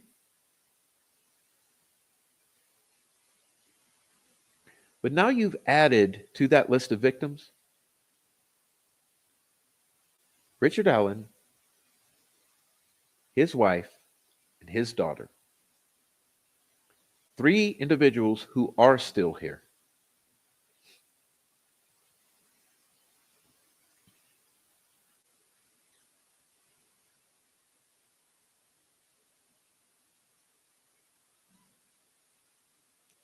How do you think some of those jurors are going to feel when they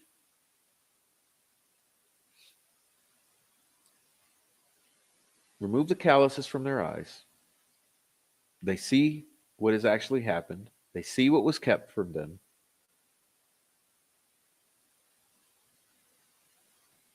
They realize they trusted those they should not have trusted. They were duped. And that they've now victimized three individuals who are still here. I don't think they're going to like it, because then they become victims. How many jury members are going to realize that they've been victimized?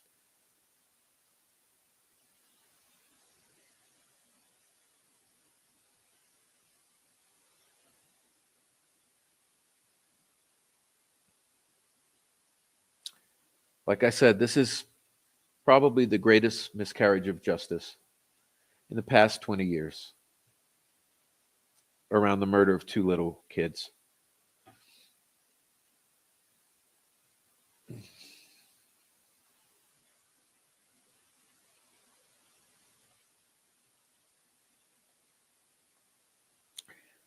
And I'm sure that's why all of us care about it.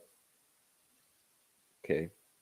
Because we felt that justice for those two girls who cannot be brought back can only be served with the truth coming to the surface. Not a patsy, not a cover up, not a cartel continuing to exist to do what they want to do, protected by judges, law enforcement, prosecutors, but true justice.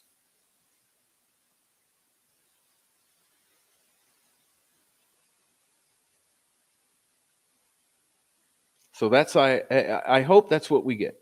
I hope that's what we get. Because I know that's why we're all here. We're here because first, truth, because that's justice for those girls. Not bloodthirst, not a fantasy, not a convenient lie, not an easily digestible boogeyman. No.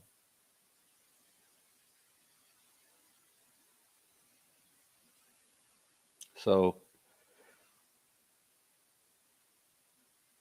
like I said, this one here, it's just a chipping away at that iceberg. And it was called three phones, but as I mentioned, it really means four phones, or even five phones, or 11 phones, or 22 phones, 44 phones.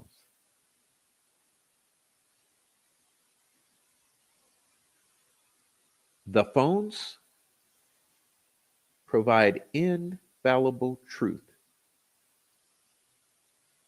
It's how we interpret the data.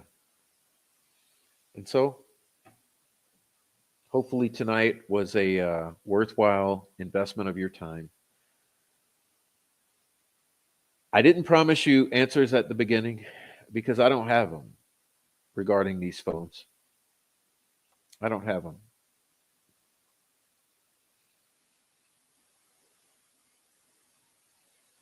But they will come. The answers will come.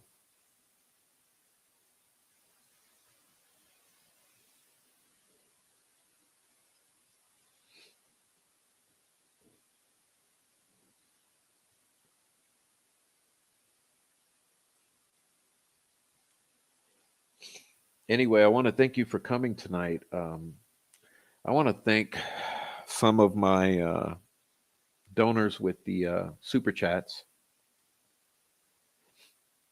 We had Mudbug. Thank you so much, Mudbug. Mark Ellis. Thank you so much, Mark Ellis.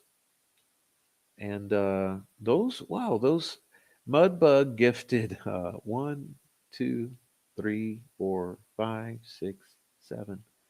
Mudbug gifted about 7 memberships tonight. And so, super thanks to Mudbug for gifting everyone tonight, and to Mark Ellis, and to you for being here in the chat. And I guess I should just do my commercial and say that we have the various support pathways. We have Cash App and Buy Me a Coffee. The other support pathways that you can access, and the super chats and thanks. And if you're on the replay, please leave a comment down below. That's super helpful for the channel. Appreciate that.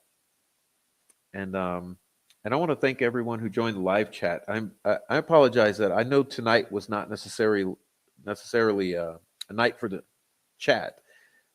Didn't have much discussion with the chat, but mostly we do. Mostly we do. So apologize that tonight was not so chat centric, but I thought it was important to review some of this information about those 3 phones and Liberty's phone. And like I said, we don't have answers, not too many, but it's a starting point. And so, anyhow, I hope that you're able to go into the channel, watch some of the other videos. We have so much content on this channel, so many videos. We've looked at this from every angle. There's a lot there. So if you're interested in whatever aspects, go dig around. I'm sure you'll find nice things. Um, and hey, like I said, I always love the comments so much. So even if you're not too into watching old content, um, just feel free as you wanna to send me messages in the comments and all that. I always appreciate it. Love the comments. Makes the days nice when all day comments are coming in. Anyhow, it's been really great, really great. Um, I want to thank those in the chat right now. So let me see who's in here. We got Mariah McCoy, Wendy Kirby, Lewis, Fabi Lash, Mark Ellis, Carbun, Starlight Synchronicity, Joseph Borg, Kayla, Five Green Acres, Sweet Dude Shibby, Love Songs, Death Dance, Shaker Maker. Who else is in here? Christine S., Investigation Consultant. Meow Meow. And Mandy, Amy, Tinkerbell, Digital, Spike Dog, Swade Smith, Tyam Dally, Bunny Murphy, Woman Doin', Rebecca Ann, Jay, Snarky Ass Angel. I like saying that. Mama J, Plain Iron, Hannah, And hey, everyone else that was here earlier. I'm not going back too far, but everyone. I thank you so much for being here. Mino Dino, what's up? Heather Brown, what up, Heather Brown? Okay. V, what's up, V? There you go. Mama J, Crazy Chick 79, what's up? All right. So yeah, everyone in the chat, dude, I appreciate you being in the chat. I missed getting to talk to you guys tonight, but maybe tomorrow we'll do a chat, or tomorrow we'll do a chat centric show so we can all talk. But thank you so much. Bree really needed an alibi. She was sure to get the pig. So, like I've said so many times, what's up, MD? New here? Okay. Um, I got to tell you, Lesia and Rebel Six, what's up? Um, what was I going to say? Oh man, lost my train of thought.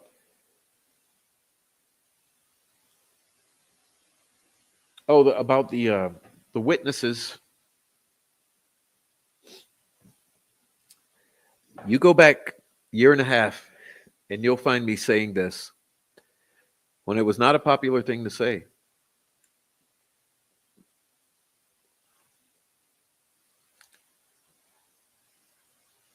I think the witnesses, the searchers, are not different than the criminals. I think the search was the crime. I think the witnesses were the perimeter of the search. Get what I'm saying? Until I'm convinced differently, it's not that big of a mystery.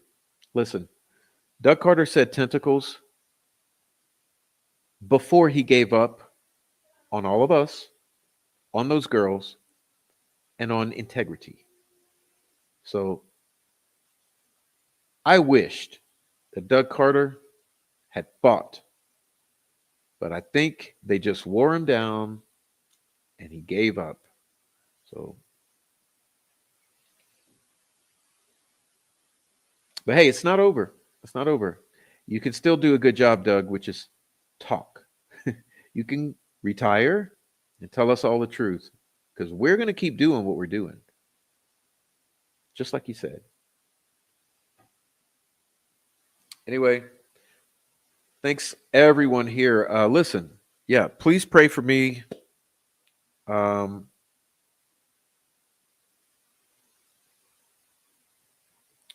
please pray for Truth Seeker's mother. Please pray for my family, each other's families, for truth for these girls, and for all good things. Because that's what we hope for, right? Anyway, I love you guys. And hi, I see you guys coming in late. Hit the replay. I'm sorry, we're done now. We've been on quite a while, but God bless you all.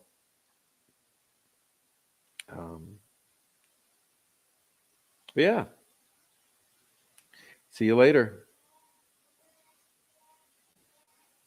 Like I said last night, sleep tight. Don't let the bed bugs bite. And hide your kids, hide your wife if you're in Delphi. Otherwise, hug your kids, hug your wife. Okay.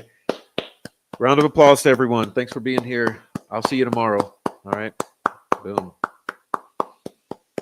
All right. God bless. I'm out.